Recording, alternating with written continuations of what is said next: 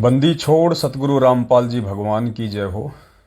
परमपिता परमात्मा, सारी सृष्टि के रचनहार, कुल मालिक, असंख्य ब्रह्मांडों के रचयिता, जगत गुरु, संत शिरोमणि, तीनों लोकों में प्रवेश करके सबका धारण पोषण करने वाले, असंख्य ब्रह्मांडों के रचयिता व संचालन करता सतगुरु रामपाल जी परमेश्वर जी के चरण कमल में मुझ पवन दास का कोटि कोटि दंडवत प्रणाम। और आप सभी लाइव देख रहे सत्सेवक भाई बहनों को सत्साहिब। पुण्यात्मा दया परमपिता परमेश्वर जी की जिनकी सत प्रेरणा से और जिनके आशीर्वाद से एक बार पुनः आप और हम सभी भाई बहन सोशल मीडिया पे कुछ समय के लिए लाइव हैं। सतगुरुदेव जी की इसको एक विशेष रजा कह सकते हैं। और संदेशा कोई विशेष सब्जेक्ट को लेके नहीं है, कुछ छोटी छोटी बातें हैं। और परमात्मा कहते हैं यदि उन छोटी छोटी बातों पे अपना विवेक नहीं लगाया गया, यदि हमने उन बातों पे सोचना शुरू नहीं किया, तो आगे चलकर वो छोटी छोटी बातें बहुत बड़ा नासूर बन जाएंगी और भक्ति में बाधा के रूप में आ खड़ी होंगी। पहले तो जितने भी भगत भाई बहन जुड़ते जा रहे हैं, वीडियो को एक बार शेयर कर दें हर जगह, और उसके बाद फिर हम आगे लाइव पे डिस्कस करेंगे। और साथ संगति की थोड़ी जानकारी दास दे देता है। दास की नज़र में जो साथ संगति हैं वर्तमान में इस महीने में 3 साध संगति हैं, और तीनों साध संगति का मोबाइल नंबर इस लाइव के ऊपर जो मैसेज है उसमें दिया हुआ है। उत्तराखंड में है, भगत प्रदीप दास जी के यहाँ पे उनका मोबाइल नंबर दिया हुआ है। और उसके बाद हरियाणा के झज्जर में है, बहन सज्जन दासी के घर पे 11 दिसंबर की है रात्रि की। और उत्तर प्रदेश के शाहजाबाद है या शाहजहाँपुर है, उसमें राम अवतार भगत जी के यहाँ पे साथ संगति है, उसका भी मोबाइल नंबर ऊपर दिया हुआ है, संपर्क आप जी कर सकते हैं। और शंका समाधान के जो 4 नंबर है वहाँ से भी आप जी जानकारी प्राप्त कर सकते हैं। तो ये एक साध संगति की छोटी सी जानकारी थी। और इसके अलावा यदि कहीं कोई साध संगति है और यदि आप उसमें जाना चाहते हैं तो वो आपका एक अपना डिसीजन होगा, उसको लेके कि आपने वहाँ जाना है या नहीं जाना है, वो आपका अपना डिसीजन होगा। दास अपनी तरफ से बता रहा है, दास की तरफ से जो नॉलेज में है, और दास जहाँ जाने के लिए आप जियों को कह सकता है वो केवल 3 ही साध संगति हैं। 12 दिसंबर को उत्तराखंड में, 11 दिसंबर को हरियाणा के झज्जर में, और उत्तर प्रदेश के शाहजहाँपुर में। बाकी आपकी अपनी इच्छा है, आपकी अपनी मर्जी है, ये दबाव का मार्ग नहीं है। आप जाएं ना जाएं ये आपके ऊपर निर्भर करता है। क्योंकि बहुत सारे लोग हैं वो समय का फ़ायदा उठाते हुए काल प्रेरणा से अपने आप को सत्सेवक कहते हैं, और वो भी धर्म भंडारे और साथ संगति के नाम पे संगत को इकट्ठा करते हैं।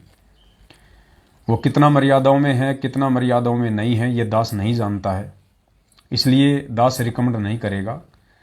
दास केवल उसी साथ संगति के विषय में आप जियों को बताएगा, और शंका समाधान के नंबरों पे जब आप कॉल करेंगे तो वो भी आपको उन्हीं साथ संगतियों के विषय में जानकारी देंगे जो हमारी नॉलेज में है, और जिनके लिए हम आपको कह सकते हैं कि आप वहाँ पे जा सकते हैं। बाकी कोई अपने स्तर पे कोई साथ संगति करता है तो वो जाना ना जाना वो आपका विषय है, उसमें फिर हमसे पूछने की आवश्यकता नहीं है आपको।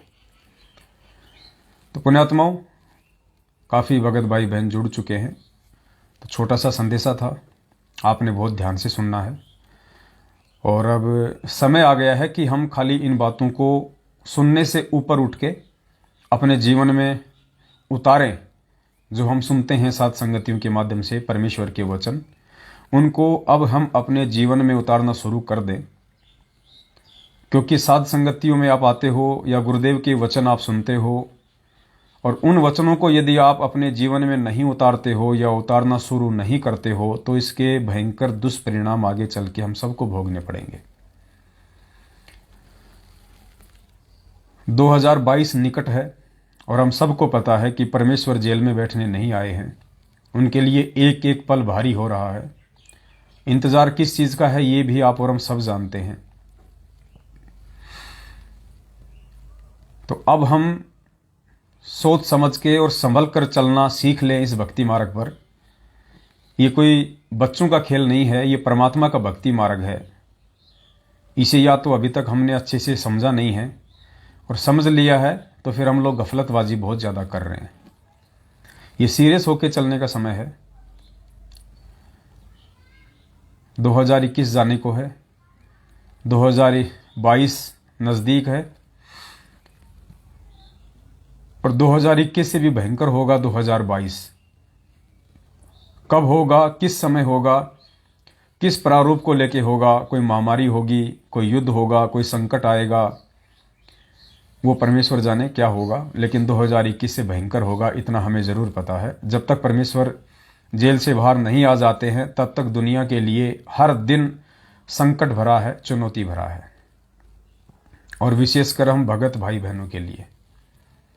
क्योंकि जगत को तो उनका संस्कार मिलेगा, लेकिन हम भक्तों को परमेश्वर ने आके जो बचने का एक तरीका बता दिया, समाधान बता दिया, उसके बाद यदि हम गफलतबाजी करेंगे, हम गलती करेंगे, तो सबसे बड़े दोषी जगत वालों के बजाय उस परमेश्वर के हम भगत होंगे।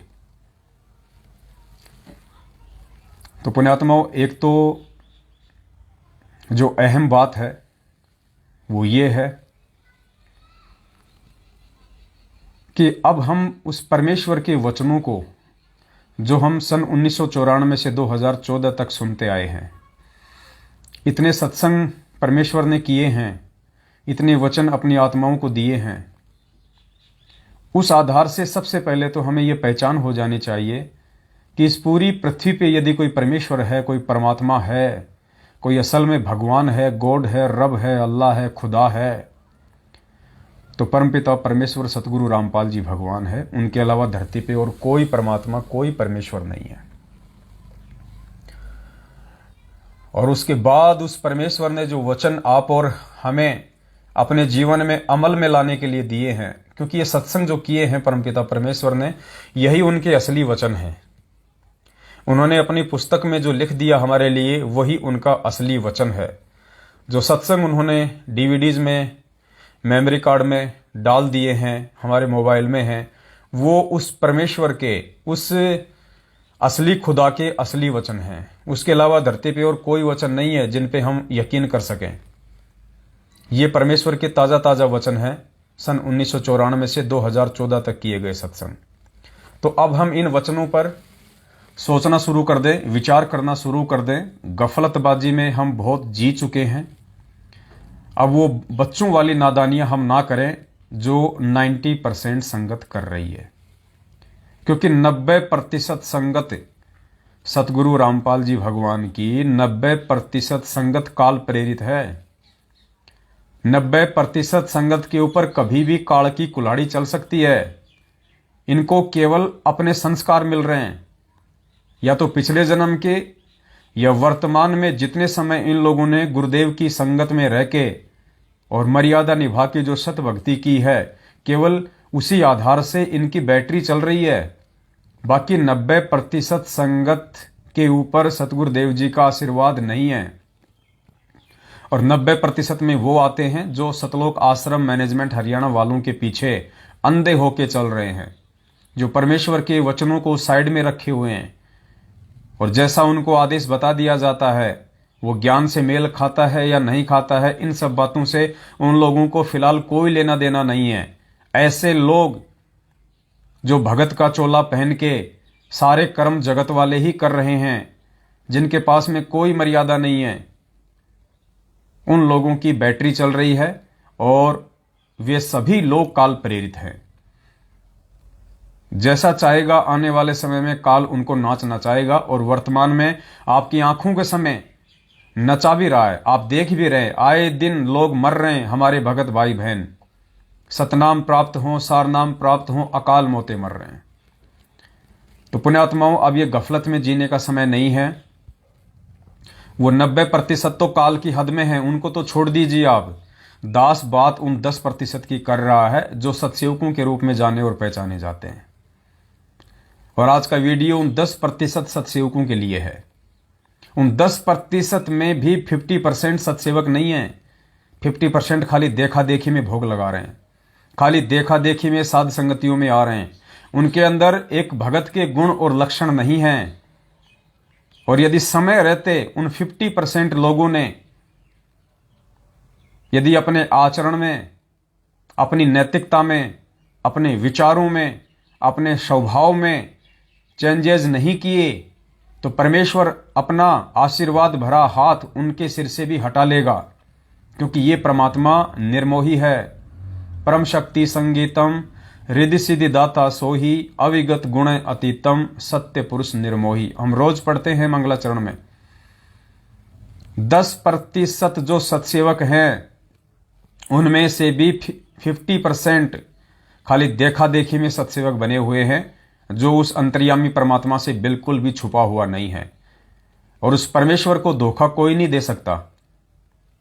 जिन्होंने धोखा देने की कोशिश की थी, आज उनकी हालत धोबी के कुत्ते जैसी हो रही है, ना घर के ना घाट के, जो 90% की श्रेणी में आते हैं और जो इस पंथ को छोड़ के अपनी मनमुखी सोच आधार से उनके ज्ञान में कमियां निकाल के जा चुके हैं। वो धोबी के कुत्ते कहे जा सकते हैं। वो ना उस परमेश्वर के हैं और ना ही वो अपने किसी काम के हैं। उनके ऊपर काल का पहरा है, जब चाहे काल उनकी मुंडी मरोड़ सकता है। जो 10% हैं उनके लिए ये संदेशा है। उस 10% में भी जो गफलत में जी रहे हैं, जो अपने आप को सत्सेवक कहते हैं, लेकिन सत्सेवकों के गुण और लक्षण उनमें बिल्कुल भी नहीं है, तो ऐसे व्यक्ति के लिए ये संदेशा है। क्योंकि दास की ड्यूटी परमात्मा ने आप जियों को संदेशा देने की लगाई हुई है। और संदेशा देने में ये दास किसी भी प्रकार की कोई भी कोताही नहीं बरतेगा। चाहे कोई नाराज हो, चाहे कोई खुश हो, मुझे इन बातों से कोई लेना देना नहीं है। कोई खुश होगा तो मुझे अपनी भक्ति देने वाला नहीं है और ना मुझे चाहिए, और कोई नाराज हो जाएगा तो मेरी भक्ति ले नहीं सकता। क्योंकि परमात्मा कहते हैं कि पक्षा पक्षी के कारण सब जग रहा भुलान, निरपक्ष होके हरि भजे सो ही संत सुजान। ये पक्ष और विपक्ष से दूर निष्पक्ष होके चलने का मार्ग है परमपिता परमेश्वर सतगुरु रामपाल जी भगवान का। और परमात्मा जिस आत्मा को संदेश वाक के रूप में चुनता है, वो आत्मा भी यदि पक्ष और विपक्ष की भूमिका में आ जाएगी तो उसका भी बक्कल उतरेगा, चाहे ये पवन दास हो, चाहे अन्य कोई भाई बहन हो। इसलिए चाहे किसी को अच्छा लगे, चाहे किसी को बुरा लगे, दास ने जो कहना है वो कहना है। क्योंकि दास परमेश्वर का कुत्ता है, परमेश्वर का नौकर है। दास परमेश्वर की तरफ से कहेगा, अपनी तरफ से कुछ नहीं कहेगा। और उसके बाद यदि किसी को अच्छा लगे तो अच्छी बात है, बुरा लगे तो दास के लिए तो वो भी अच्छी बात है। क्योंकि दास का मकसद संगत को बहलाना, फुसलाना या अपना कोई स्वार्थ सिद्ध करना नहीं है।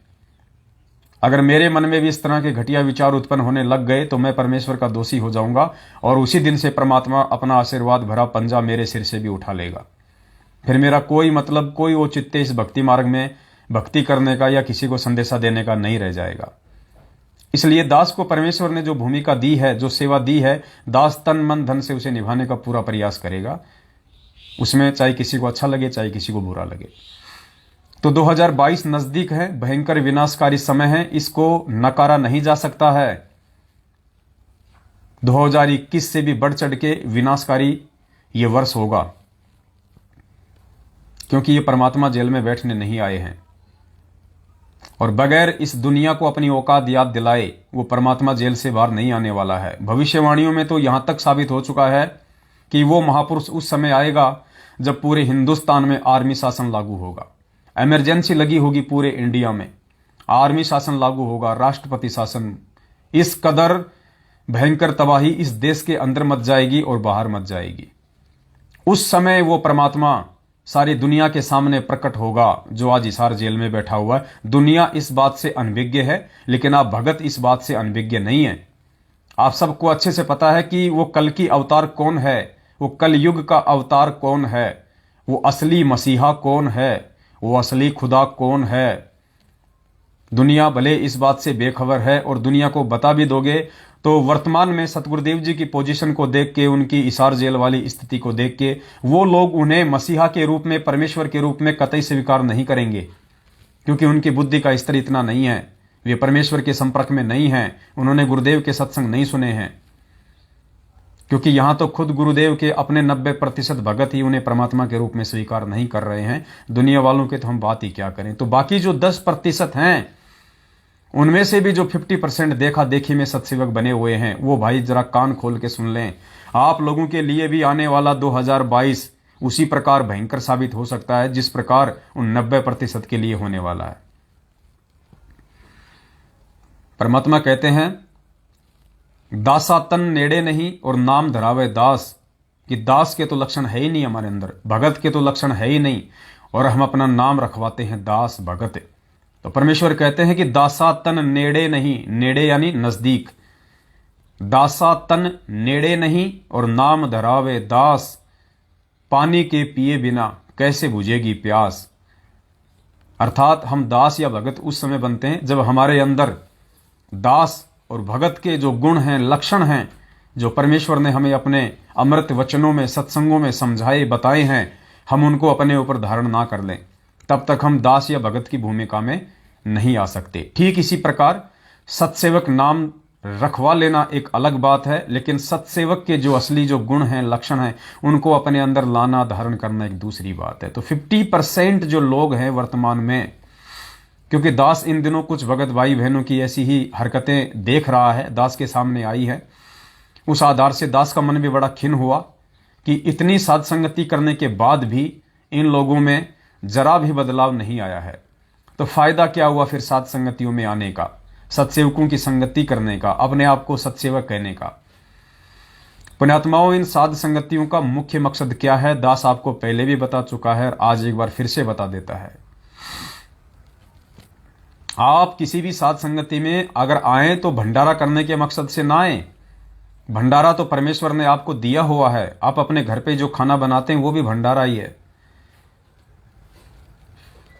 यदि आप खाली भंडारा करने के लिए और अपनी नींद खराब करने के लिए आते हैं, या हलवा प्रसाद खाने के लिए आते हैं, तो यह आपकी बेवकूफ़ी है, यह आपकी सबसे बड़ी नालायकी है।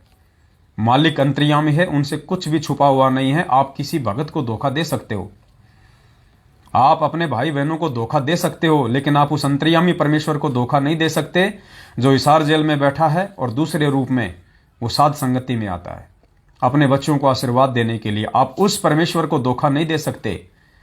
तो साध संगति में यदि आप आते हो तो आपके लिए कुछ विशेष मर्यादाएं हैं, वो आपने फॉलो करनी पड़ेंगे। और साध संगति का मुख्य मकसद ये है, जो परमपिता परमेश्वर चाहते हैं, 1994 से लेके 2014 तक सतगुरु रामपाल जी भगवान ने जो अनमोल सत्संग हमें दिए हैं, और जिस प्रकार से उन्होंने हमें एक भगत बनाना चाहा है, हमें एक सभ्य इंसान बनता हुआ वे देखना चाहते हैं। एक भगत के, एक दास के गुण लक्षण जो सतगुरु रामपाल जी भगवान अपने बच्चों में देखना चाहता है, वो गुण और लक्षण जब तक हम अपने ऊपर धारण नहीं करेंगे तब तक हम उनके भगत नहीं कहला सकते। हम उनके दास की परिभाषा से कोसों दूर हैं। भले हम गले में लोकेट, हाथ में रक्षा सूत्र और 3 समय की आरती अपने घर पे बैठ के करते रहें, कानों में लीड लगा के सत्संग सुनते रहें, कोई फायदा नहीं होगा इन सब बातों का। परमेश्वर क्या चाहता है, जब तक हम वैसे नहीं बनेंगे, हम परमेश्वर से कोसों दूर हैं, हम उनके निकट नहीं हैं। भले हम अपने गुरु के रूप में संत रामपाल जी भगवान को आगे रखें, लेकिन असल में हम उनके भगत नहीं हैं। अभी तक यदि हमने उन सभी कंडीशंस को पूरा नहीं किया है, जो गुण, जो लक्षण एक भगत के, एक दास के होते हैं, तो हम अभी सतगुरु रामपाल जी भगवान के दास कहलाने के लायक नहीं है, हम उनके भगत कहलाने के लायक नहीं है। तो जो बातें गुरुदेव के सत्संगों से हम नहीं समझ पाए, नहीं जान पाए, नहीं पहचान पाए, वो सारी बातें समझने और समझाने के लिए परमेश्वर ने ये साध संगतियां रखवाई हैं। और साध संगतियों में आने के बाद भी, साध संगतियां अटेंड करने के बाद भी, यदि आपके अंदर, आपके व्यवहार के अंदर, आपके आचरण के अंदर, आपकी नैतिकता में, आपके विचारों में, आपकी सोच में, आपके बैठने उठने में, आपके चलने फिरने में यदि कोई बदलाव नहीं आया, तो भाई अभी आप सतगुरु रामपाल जी भगवान और उनके शरण से कोसों दूर हैं, भले आप हर साथ संगति अटेंड कर रहे हैं।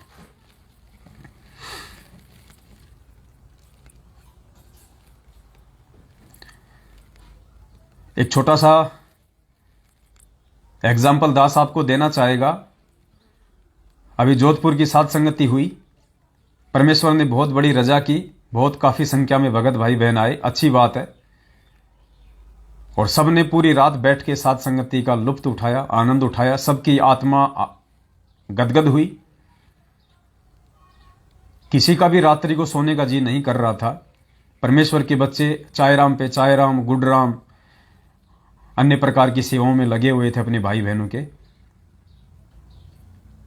और कुछ एक भगत जो उससे पहले भी साथ संगतियों में आते रहे हैं, दास भी उनसे पर्सनली घंटों घंटों बातें करता था, ये सोचकर कि चलो एक आत्मा भी यदि इस परमेश्वर के मार्ग से भटकने से बच जाती है तो ये दास का सौभाग्य होगा।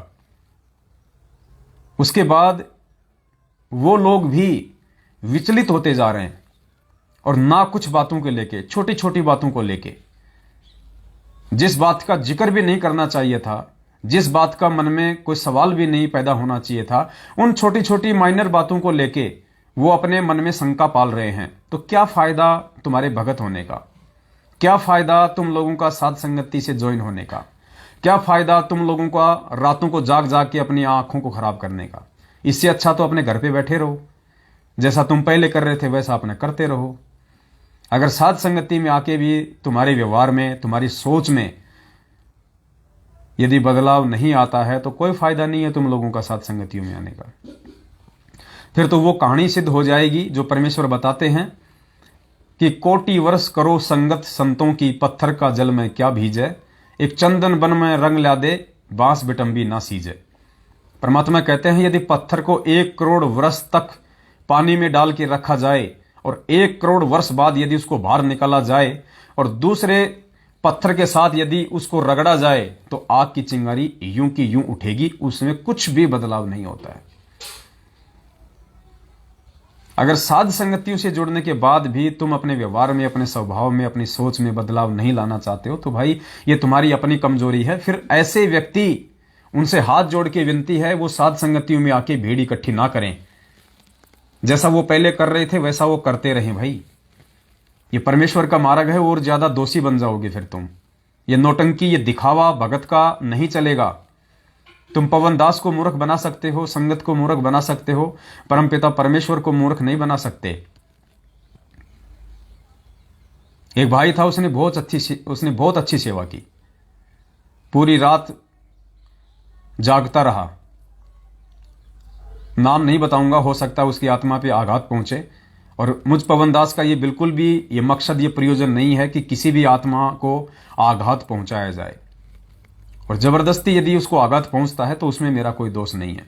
लेकिन मैं कोशिश करूंगा अभी भी वो समझ जाए, वरना काल के मुंह में जाने में समय नहीं लगेगा। अपने आप में शाणे बनने वाले यहां पे धोबी के कुत्ते वाली श्रेणी में बन के घूम रहे हैं। ये अपनी शानपत नहीं चलेगी। हमें कुछ चीजों को समझना पड़ेगा। परमेश्वर ने वर्तमान समय के लिए जिन आत्माओं को निमित्त बनाया है, आपने उनकी संगति करनी पड़ेगी। आप उनकी संगति से, उस साथ संगति से दूर रह के आप अपना बचाव नहीं कर सकते। इस चीज को अच्छे से नोट कर लेना। पूरी रात उसने मेहनत की, उससे पहले भी वो मेहनत करता रहा। साथ संगति समाप्त हो गई, उसने भी 6,000 रुपए की सेवा की भंडारे में। 6,000 रुपए की उसने अपनी सेवा दी भंडारे में।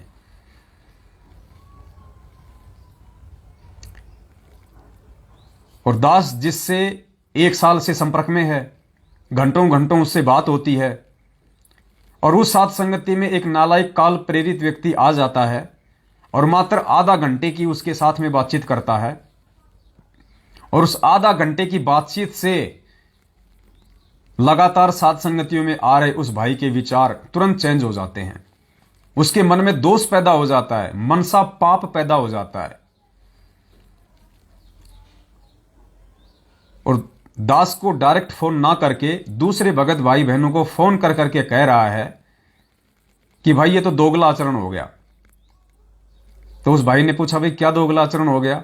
उसने कहा कि पवन दास जी तो कह रहे थे कि जयपुर को जो सात संगति थी बड़ी दीपावली के समय, उसमें जो 1,00,000-1,50,000 रुपए जो बचा है भंडारे का, आगामी सात संगतियों में सबसे पहले वही पैसा लगाया जाएगा। तो फिर पवन दास ने जोधपुर सात संगति में जो भगत भाई बहन जो पैसा दे रहे थे भंडारे में सहयोग के लिए, वो पैसा क्यों लिया? बस इस बात को लेके उसके अंदर खरपतवार पैदा हो गई। काल भगवान ने उसके अंदर अपने जीवाणु छोड़ दिए, वो जीवाणु उसको काटने लगे अंदर ही अंदर, उसके मन में खरपतवार पैदा हो गई, मनसा पाप पैदा हो गया। और दास ने उसको वैसे ही फोन कर लिया, क्योंकि दास ने उससे 5,000 रुपये लिए हुए थे। तो दास ने सोचा कि अब उसके 5,000 रुपये लौटा दिए जाए। तो दास ने 5,000 रुपये रिटर्न करने के लिए कल जैसे ही उसको फोन किया, बोला भगत जी मैं भी आपको फोन करने ही वाला था। मैंने कहा जी बताइए क्या बात है? बोलो भगत जी ऐसी सी बात है, मुझे समझ में नहीं आ रही है, ये आप क्या कर रही हो, ये दोगलाचरण हो गया, ये तो मैनेजमेंट वाला काम हो गया। तो दास की आत्मा को बड़ी चोट पहुंची और दास ने माथे में 3 थप्पी मारी कि हे परमात्मा, कहीं दास तो गलतियां नहीं कर रहा है, कहीं दास से तो कोई गलती नहीं बन रही है परमेश्वर। किस बात को लेके? इस बात को लेके कि हे परमपिता परमात्मा, 2014 बरवाला कांड के बाद आप जी चुपचाप हिसार जेल जाके बैठ जाते हैं, ना कोई आदेश, ना कोई फरमान, ना कोई निर्देश। आप चुपचाप वहां जाके बैठ गए और पूरी संगत को आपने अपने हाल पे छोड़ दिया। पूरा ज्ञान देने के बाद, पूरा समाधान देने के बाद, पूरा कोर्स करवाने के बाद, और आपने यही सोच के संगत को अकेला छोड़ा, अपने से दूर किया। 7 साल से आप हिसार जेल में बैठे हुए हैं। सिर्फ और सिर्फ आपका एक ही मकसद है कि मेरी संगत में से जितने लोगों ने मेरी संगत की है 27 वर्षों से, जितने लोग मेरे फॉलोवर्स हैं, मेरे भगत हैं, उनमें से असल में मेरे हैं कितने और असल में उसमें से काल के कितने हैं। जो मेरे हैं वो मेरे से चिपके रहेंगे, मेरे प्रत्येक वचन पे चलेंगे। मैं चाहे जेल में रहूं, चाहे मैं सतलोक चला जाऊं, वो आजीवन अंतिम श्वास तक अपने गुरुदेव भगवान को परमेश्वर मान के उनके प्रत्येक वचन पे चलेंगे, चाहे उनको कितनी कठिनाइयों का सामना करना पड़े, कितने संघर्ष झेलने पड़े। और जो नकली हैं, जो काल प्रेरित हैं, जो खाली देखा देखी में रोटपाड़ खीरपाड़, जो सतलोक आश्रम बरवाला में आ रहे थे, जा रहे थे, भगत का चोला पहन के एक अच्छे व्यक्ति और अच्छे भगत बनने का जो ढोंग कर रहे थे, वो मेरे से दूर हो जाएंगे। क्योंकि आने वाले समय में मुझे ऐसे व्यक्तियों की आवश्यकता नहीं है, और ऐसे व्यक्तियों को सतयुग में प्रवेश करने से पहले पहले मैं अपने से दूर कर दूंगा। तो परमेश्वर, कहीं दास से ये गलती तो नहीं बन गई कि परमात्मा आप ये गंदगी साफ करना चाह रहे थे और ये दास बीच में ही कूद पड़ा फालतू में, कि हो सकता है उस गंदगी में भी कोई परमेश्वर का हंस हो, कोई परमेश्वर का बच्चा हो, थोड़ा बहुत उसके अंदर कोई कमी हो सकता है वो समझ जाए और वापस मुख्य धारा में आ जाए और वापस परमेश्वर की संगति कर ले, एक भगत के गुण और लक्षण अपने अंदर धारण कर ले, वो भी परमेश्वर के हीरे मोती लाल की श्रेणी में शामिल हो जाए। कहीं दास ने बीच में फालतू में इन गधों को बचाने के लिए, इन मूर्खों को बचाने के लिए कहीं बीच में फालतू में एंट्री तो नहीं मारी थी? कहीं दास से ये गलती तो नहीं बन गई परमात्मा? क्योंकि अब कहीं ना कहीं दास को थोड़ा थोड़ा ये आभास होता जा रहा है कि परमेश्वर ने जो 2014 से संगत को अपने से दूर किया था, वो इसीलिए किया था, जो गंदगी होगी वो ऑटोमेटिक बाहर निकल जाएगी। कुछ तो मर जाएंगे, कुछ दूसरे पंथों में भग जाएंगे, कुछ भक्ति छोड़ के अपने घरों में बैठ जाएंगे। और जो मेरे बच्चे होंगे, जो असल में संत रामपाल जी भगवान के अनुयायी होंगे, उनकी हंस आत्माएं होंगी, वो ही इस भक्ति मार्ग पे टिकी रहेंगी। वो संघर्ष भी करेंगी, हर प्रकार की कठिनाइयों का सामना भी करेंगी और अपने गुरुदेव पे अटल विश्वास करते हुए भक्ति भी करेंगे। और ये बिल्कुल हकीकत है पुण्यात्माओं। कहीं न कहीं दास की ये गलती थी पिछले 7 वर्षों से, और दास अपनी इस महाभूल के लिए, अपनी इस गलती के लिए परमपिता परमेश्वर सतगुरु रामपाल जी भगवान से क्षमा प्रार्थी है कि परमात्मा जिस गंदगी को छांटना चाहता था, जिस गंदगी को बाहर निकालना चाहता था, उस गंदगी को इस नीच पवन दास ने जबरदस्ती रोक के रखने का प्रयास किया, यह सोचकर कि हो सकता है इस इस गंदगी में से भी कोई अच्छी हंस आत्मा हो और वो अपना जो कर्म है वो सुधार ले और परमात्मा के चरणों में आ जाए। तो अब इस दास को लगता है कि ये गंदगी है और ये गंदगी किसी के सुधारने से नहीं सुधर सकती है, और 90% गंदगी उस परमात्मा ने सतलोक आश्रम मैनेजमेंट हरियाणा समेत उनके पीछे जितने भी बहन भाई लगे हुए हैं, जो 90% की श्रेणी में हैं, जो फर्जी नामदान केंद्रों पे आते हैं जाते हैं, जो इन कुपात्रों को ज्योति पाठ और दान का पैसा देते हैं, जो स्टेट कोऑर्डिनेटर जिला कोऑर्डिनेटर नामदान संचालकों के संपर्क में हैं, जो इन फर्जी आश्रमों में दिल्ली मुंडका भिवानी जिंद सिंहपुरा यहां जाते हैं, जो रैली धरने प्रदर्शन आंख बंद करके वहां जाते हैं, नेताओं को सत्संगों में बुलाया जाता है, नेता माइक में हाथ पकड़ के भाषण देते हैं, वो नालायक, वो मूर्ख, वो मंदबुद्धि, वो अज्ञानी नेताओं के वहां पे भाषण सुनते हैं। ये है 90% गंदगी जो परमात्मा ने छांट दी है। ये गंदगी है, असल में इस परमेश्वर के भक्ति मार्ग में दीमक है, कीड़ा है, परमात्मा ने वो छांट दिया है। 10% थे जिनके अंदर कोई गुंजाइश थी, लेकिन 10% में से भी जो गंदगी है उसको परमात्मा ने छांटना है। और अब 2022 नजदीक है और 2022 में अब सत्सेवकों की छटनी है। अब पता चल जाएगा कि कौन असल में सत्सेवक है और कौन सत्सेवक बनने का ढोंग कर रहा है, कौन अपनी अंतरात्मा से, कौन अपने हृदय से और कौन ज्ञान आधार से सतगुरु रामपाल जी परमेश्वर जी की पहचान करके उनको अपने हृदय से परमात्मा मान रहा है, भगवान मान रहा है और उनको भोग प्रसाद लगा रहा है और साध संगतियों में आ रहा है।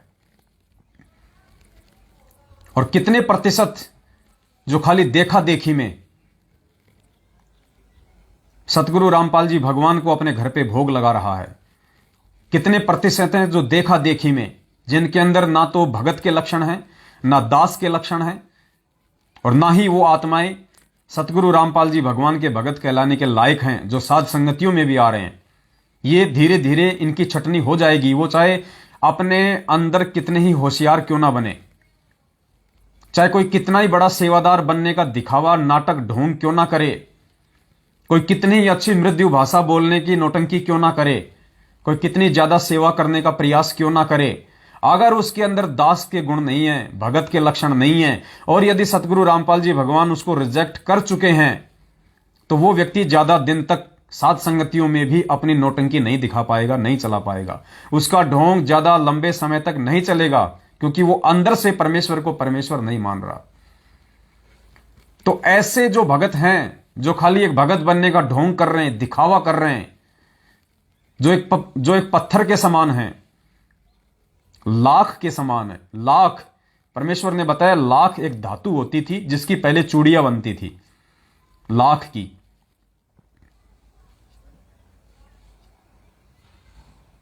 तो उन लोगों में कुछ भी चेंजेस, कुछ भी बदलाव नहीं आ सकता है। और परमात्मा कहते हैं कि काल को जीव कहीं नहीं माने, यानी जो काल का प्राणी होगा, कहते हैं वो कहीं नहीं टिकेगा, कहीं नहीं मान पाएगा। वो काल को जीव कहीं नहीं माने, कोट सुने जो ज्ञाना, और जैसे लाख अग्नि के माही और बिछुड़ते काट समाना। जैसे लाख अग्नि के माही जिसकी चूड़ियां बनती थी लाख धातु की, गुरुदेव कहते हैं कि उस लाख को जब आप आग के नजदीक लेके आते हो, आग के ऊपर लाते हो, तो वो पिघल जाता है और उसी समय उसकी चूड़ियां बनती हैं। और कहते हैं बिछुड़ते काट समाना, और जैसे ही वो उस अग्नि से दूर हटता है, तुरंत वो काठ के जैसा, पत्थर के जैसा टाइट हो जाता है, जैसे डामर होती है। जब तक आप डामर को अग्नि के पास रखोगे वो तरल पदार्थ के रूप में रहेगी, और जैसे ही आप उसको आग से दूर कर दोगे, थोड़ी देर में पत्थर के समान हो जाती है। तो ऐसे व्यक्ति जो साध संगतियों से जुड़े हुए हैं लेकिन उनका हृदय साफ नहीं है, उनके अंदर मनसा पाप है, मानसिक पाप है, ऐसे व्यक्ति भी धीरे धीरे धीरे धीरे दूर हट जाएंगे इस परमपिता परमेश्वर से, क्योंकि दिखावा, धोखा और छल कपट इस परमात्मा से नहीं किया जा सकता, भगतों से कर सकते हो तुम। तो पुण्यात्माओं, दास का निवेदन है कि ऐसी आत्माओं से हमारा भी किसी प्रकार का कोई संबंध नहीं होना चाहिए। हम इस परमेश्वर के निष्पक्ष भक्ति मार्ग के पंथी हैं, और ऐसा कोई भी व्यक्ति, चाहे आपका कितना ही प्यारा क्यों ना हो, आपसे कितना ही वो घनिष्ठ संबंध वाला क्यों ना हो, आपको लगता है कि यह व्यक्ति गुरुदेव के ज्ञान आधार से दूर है, इस व्यक्ति के अंदर अभी भी खरपतवार बाकी है, यह व्यक्ति अभी भी बात बात पे शंका करता है, पुण्यात्माओं, निवेदन करता है ये पवनदास, उस व्यक्ति से तुरंत अपना संबंध तोड़ दो। चाहे वो कितना ही प्यारा क्यों ना हो, एक दिन आपको भी ले डूबेगा, वरना वो आदमी। अगर आप सत्सेवक होने के बावजूद किसी दोगले व्यक्ति की संगत करते हो, किसी ऐरे गहरे नथु खैरे जो राग द्वेष और ईर्ष्या से ग्रसित है, जिनका काम ही सारा दिन सत्सेवकों को बदनाम करने का है, मैं कहां संकेत कर रहा हूं? उन दुष्ट आत्माओं का नाम लिए बिना दास आपको उनकी पहचान करवा रहा है कि ऐसे व्यक्ति जो ना खुद भक्ति करते हैं, ना दूसरों को भक्ति करने देना चाहते हैं, जो साकट की श्रेणी में हैं, उनके विषय में परमात्मा कहते हैं कि कहते को कहीं जान दे, गुरु की सीख तू ले, साकट और सवान को उल्ट जवाब ना दे। सबसे पहले तो ऐसे राग द्वेष और ईर्ष्या से जो ग्रसित व्यक्ति हैं, जिनके आए दिन संगत में पोस्टर वायरल होते रहते हैं बेवजह, निराधार, जिन्होंने खुद तीनों समय की आरती करनी छोड़ दी है, जिन्होंने परमेश्वर के मंत्र जाप करना छोड़ दिया है, जो गुरुदेव को परमात्मा नहीं मानते, जो गुरुदेव को जन्म लिया हुआ मानते हैं, जो काल के जीव हैं, ऐसे व्यक्तियों से यदि अभी तक आपका किसी प्रकार का कोई संबंध है, पुण्यात्मा इस बात को नोट कर लेना, 2022 नजदीक है, और ये जो संदेशा दिया जा रहा है, ये परमेश्वर के बच्चे के द्वारा दिया जा रहा है, ये परमेश्वर का ही संदेशा मान लेना आप, क्योंकि हर बात वो परमात्मा आपको सामने आके नहीं कहेगा, वो निमित्त बना देता है वो किसी को भी। ऐसे राग द्वेष और मान बढ़ाई से जो ग्रसित व्यक्ति हैं, उनकी पहचान दास आपको बता देता है, जो बेवजह के पोस्टर सारा दिन बना बना के किसी को ठग, किसी को भगोड़ा, किसी को नाना प्रकार की झूठी उपाधियां दे दे के अपने भी कर्म खराब करते हैं और दूसरी आत्माओं के मन में भी शंकाओं के बीज पैदा करते हैं। ऐसे व्यक्तियों से आप जी 2022 से पहले पहले अगर आप जीवित रहना चाहते हैं, अगर आप इस परमेश्वर के भगत बन के आने वाले विनाशकारी समय में अपना बचाव चाहते हैं, ऐसे व्यक्तियों का नंबर तक आपके मोबाइल में नहीं होना चाहिए। उनको आप जी उनके नंबर जो है ब्लॉक कर दीजिएगा। किसी भी प्रकार का आपने उनसे कोई संबंध नहीं रखना है, क्योंकि वो दुष्ट आत्माएं हैं, वो काल प्रेरित आत्माएं हैं। उनका मकसद ही संगत में गंदगी फैलाना है। वो परमेश्वर से बहुत समय पहले ही कोसों दूर हो चुके हैं। वो खाली नाम के भगत हैं, लेकिन ज्ञान आधार से वो परमेश्वर के नजदीक नहीं है। तो आपने ऐसे किसी भी व्यक्ति का ऑडियो, वीडियो, पोस्टर ना आपने किसी को शेयर करनी है और ना ही आपने उनको खोल के देखना है।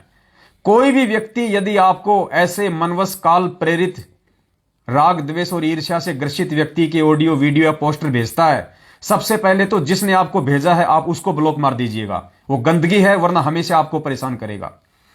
उसका फोन आता है तो 2 टूक जवाब दे दो और उसका नंबर भी ब्लैक लिस्ट में डाल दो।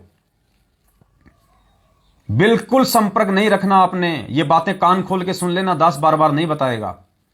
ये अंतिम चेतावनी है साथ संगत वालों को।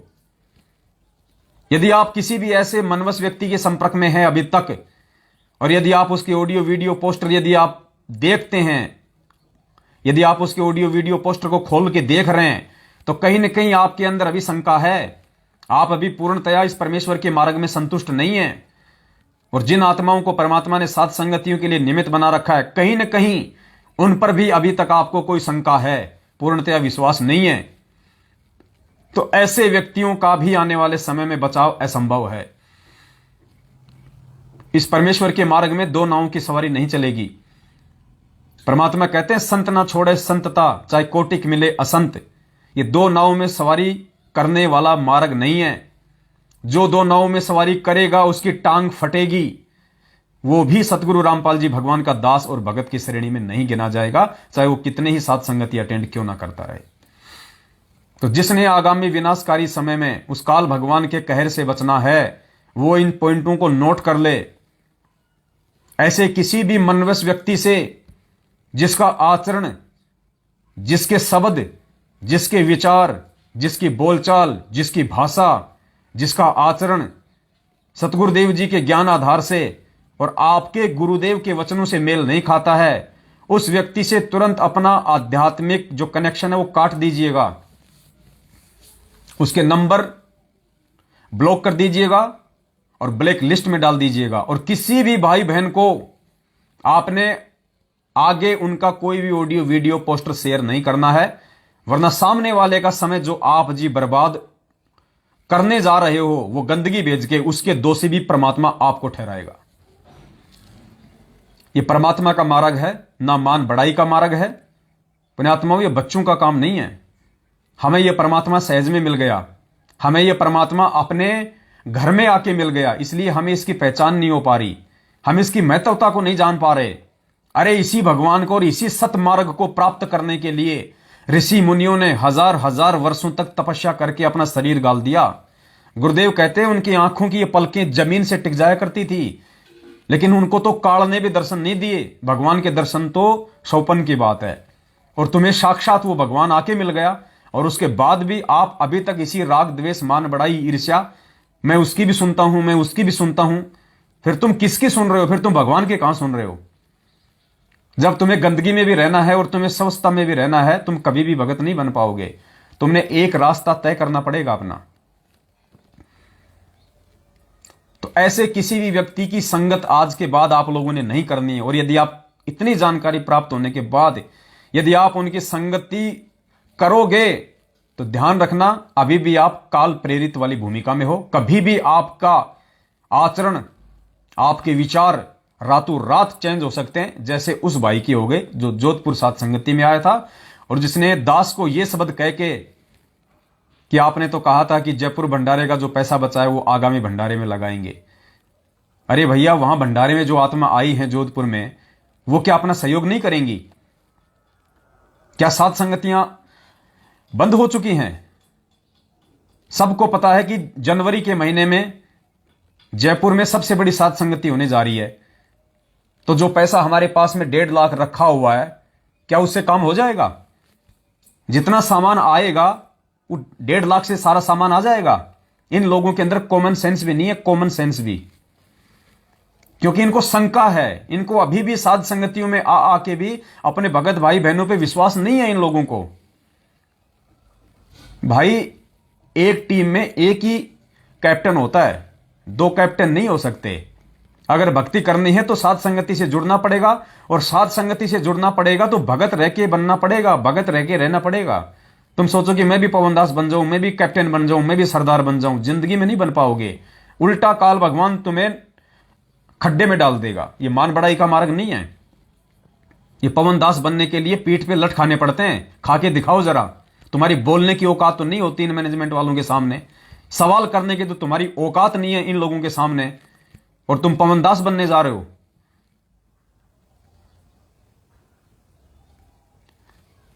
पुण्यात्माओं, ये लास्ट वार्निंग है, लास्ट वार्निंग। दास अब ना तो ज्यादा लाइव आएगा, ना दास आगे कोई वीडियो बनाएगा। जहां दास को उचित लगेगा जिस विषय पे, दास उसी टॉपिक पे चुपचाप अपना वीडियो बना के संगत में वायरल कर देगा।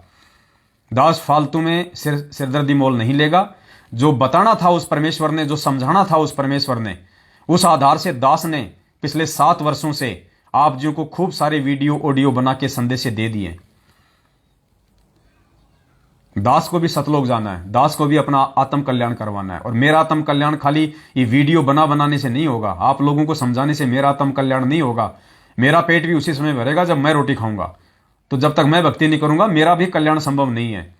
सारी जिंदगी ये पवनदास आप लोगों के नीचे हाथ दे के आपको ऊपर उठाता नहीं रहेगा। अब बहुत हो गया है। अब परमात्मा भी यही चाहता है कि बेटा अब छोड़ दे इनको। अब जो मेरा होगा वो मेरा ही रहेगा, और जो मेरा नहीं होगा उसको चाहे तू भी कितना प्रयास कर ले वो नहीं टिक पाएगा इस मार्ग में। वो गंदगी है, और उस गंदगी का इस मार्ग से निकलना ही सबके लिए अच्छा है। तो दास को तो ये आभास हो रहा है कि अब जो गंदगी है सत्सेवकों में से 2022 से उसकी भी छटनी शुरू हो जाएगी। जो खाली दिखावे के सत्सेवक हैं, जिनके अंदर वही राग द्वेष ईर्ष्या भरी हुई है, जिनके अंदर से पाप क्रम है, मनसा पाप जिनके अंदर भरा हुआ है, अब वो नहीं टिक पाएंगे इस मार्ग में। और ऐसे व्यक्तियों को जबरदस्ती हमने बांध के भी नहीं रखना है। इसलिए पुण्यात्माओं, इन सात संगतियों से जुड़ के हमने उस टारगेट को अचीव करना है जिस टारगेट को परमात्मा अचीव करवाना चाहता है, और वो है कि हम जो अपने नाम के आगे दास लगाते हैं और नाम से पहले जो हम भगत लगाते हैं, पुण्यात्माओं, अब हमारे अंदर वो लक्षण, वो गुण आ जाने चाहिए। हमारे अंदर वो सील, संतोष, विवेक, दया, अक्षमा हमारे अंदर आ जानी चाहिए। हमने थोड़ा सा आगे बढ़ के प्रयास करना पड़ेगा उन गुणों को अपने अंदर लाने का। जो भी छोटी छोटी कठिनाइयां, समस्याएं, बाधाएं हमारे सामने आती हैं, हमने उनको अपने बुद्धि विवेक से सोच विचार करके अपने अंदर सहनशीलता लाके हमने भगत के लक्षण अपने अंदर लाने पड़ेंगे। हम बात बात पे मायूस हो जाते हैं, बात बात पे हम छोटे बड़े बन जाते हैं, बात बात पे हम किसी पे शंका कर बैठते हैं। अब नहीं चलेगा इस मार्ग में ये, क्योंकि हमें सतलोक जाना है और सतलोक जाने के लिए हमारे को निष्पाप बनना पड़ेगा। छल कपट राग द्वेष से दूर बनना पड़ेगा। परमात्मा कहते हैं, कबीरा आप ठगाइए और न ठगिए कोई, आप ठगाए सुख होते हैं और ठगे दुख होई। कोई सामने वाला हमें गाली दे रहा है, हमारा भगत भाई होके देने दो उसको। वो हमारे विषय में गलत पोस्टर डाल रहा है, उसकी सोच हमारे विषय में यदि उल्टी हो चुकी है, हो जाने दो। हमने उसका उल्टा जवाब नहीं देना है। कुछ भगत भाई बहन हैं जिनको सहन नहीं होता है, वो कहते हैं भगत जी आपने इसको ऐसा क्यों बोल दिया, आपने उसको ऐसा क्यों बोल दिया। तो दास उनसे निवेदन करता है कि सहनशीलता वाला गुण अपने अंदर ले आओ। ये पवन दास, आप इसको पिछले 7 साल से देख रहे हो। इस दास को पिछले 7 साल में जितनी गालियां पड़ी हैं, जितनी मार पड़ी है, इस दास के ऊपर जितनी परेशानी आई हैं, शायद ये आप में से किसी के ऊपर आई होंगी। उसके बाद भी इस दास के मुख से अगर किसी के लिए एक भी अगर कोई गाली वाला शब्द निकला हो, किसी को कोई धमकी भरा शब्द निकला हो, पुण्यात्माओं, एक भी शब्द 7 साल से दास ने अपनी अंतरात्मा से भी किसी के प्रति कोई बुरा नहीं सोचा। लोगों ने मुझे इस भक्ति मार्ग से दूर करने के लिए, क्योंकि देखिए काल को पता था कि ये आत्मा बहुत इंपॉर्टेंट है और इस आत्मा को यदि तोड़ लिया जाए तो मेरा काम बहुत आसान हो जाएगा। लेकिन उसको यह नहीं पता था कि इस आत्मा के ऊपर जो तेरी नजर है, तेरी नजर से ऊपर इस आत्मा के ऊपर तेरे बाप की नजर है, काल भगवान से ऊपर उस परम पिता परमेश्वर की नजर है, सतगुरु रामपाल जी भगवान की नजर है। काल से पहले इस पवन दास नाम की आत्मा को परमपिता परमेश्वर सतगुरु रामपाल जी भगवान ने साइन कर लिया था कि यह आत्मा मेरी बन की रहेगी। इसलिए काल पूरी कोशिश की उसने दास को तोड़ने की हर प्रकार से। जो घटनाएं दास के साथ में घटी हैं, अगर आपके साथ में घट जाएं, आप इस भगवान का 100 पन्ने भी नाम ना लें। जिस प्रकार से मुझे तोड़ने का प्रयास किया गया, सबसे पहले तो मुझे भगवान से दूर करने का प्रयास किया गया। मुझे 1 साल हुआ था नाम लिए हुए। 1 साल में किस आदमी को कितना ज्ञान हो जाता आप अच्छे से जानते हैं। आप अपने लेवल को चेक कर लीजिए। जिसने 1-2 साल से नाम दीक्षा ली हुई है, आप अभी तक कितना इस भगवान और भक्ति को आप जी जो है पहचान पाए हैं। 2013 में दास ने नाम लिया, 14 में बरवाला कांड हो गया। उसके 1 साल बाद इस दास को गुरुद्रोही का तमगा दे दिया गया और उस परमात्मा की ऑडियो निकाल के, उसके नाम से ऑडियो निकाल के, और यह कह दिया गया हो कि पवन दास जो है वो गुरुद्रोही हो गया है, उसको संगत से बाहर निकाला जा रहा है। उस पवन दास को, जिस पवन दास ने अपना तन मन धन सब कुछ इस भक्ति मार्ग में लगा दिया, इस परमपिता परमेश्वर को समर्पित कर दिया, ना रिश्तेदारों का रहा, ना अपने घर वालों का रहा। ऐसे व्यक्ति को यदि आप सतगुरुदेव जी की ऑडियो बता के, उनका मैसेज बता के यदि आप इस प्रकार से बोल देते हैं कि आपको तो परमात्मा ने संगत से ही बाहर निकाल दिया, आपको तो गुरुद्रोही घोषित कर दिया। सोचिए अगर उस परमात्मा की मेहर ना होती और अगर थोड़ा बहुत विचार दास ने अगर इस बुद्धि से ना किया होता, तो पुण्यात्माओं, मेरा तो रो रो के जो है मतलब मरना हो जाता कि परमात्मा अब मैं जाऊं कहां।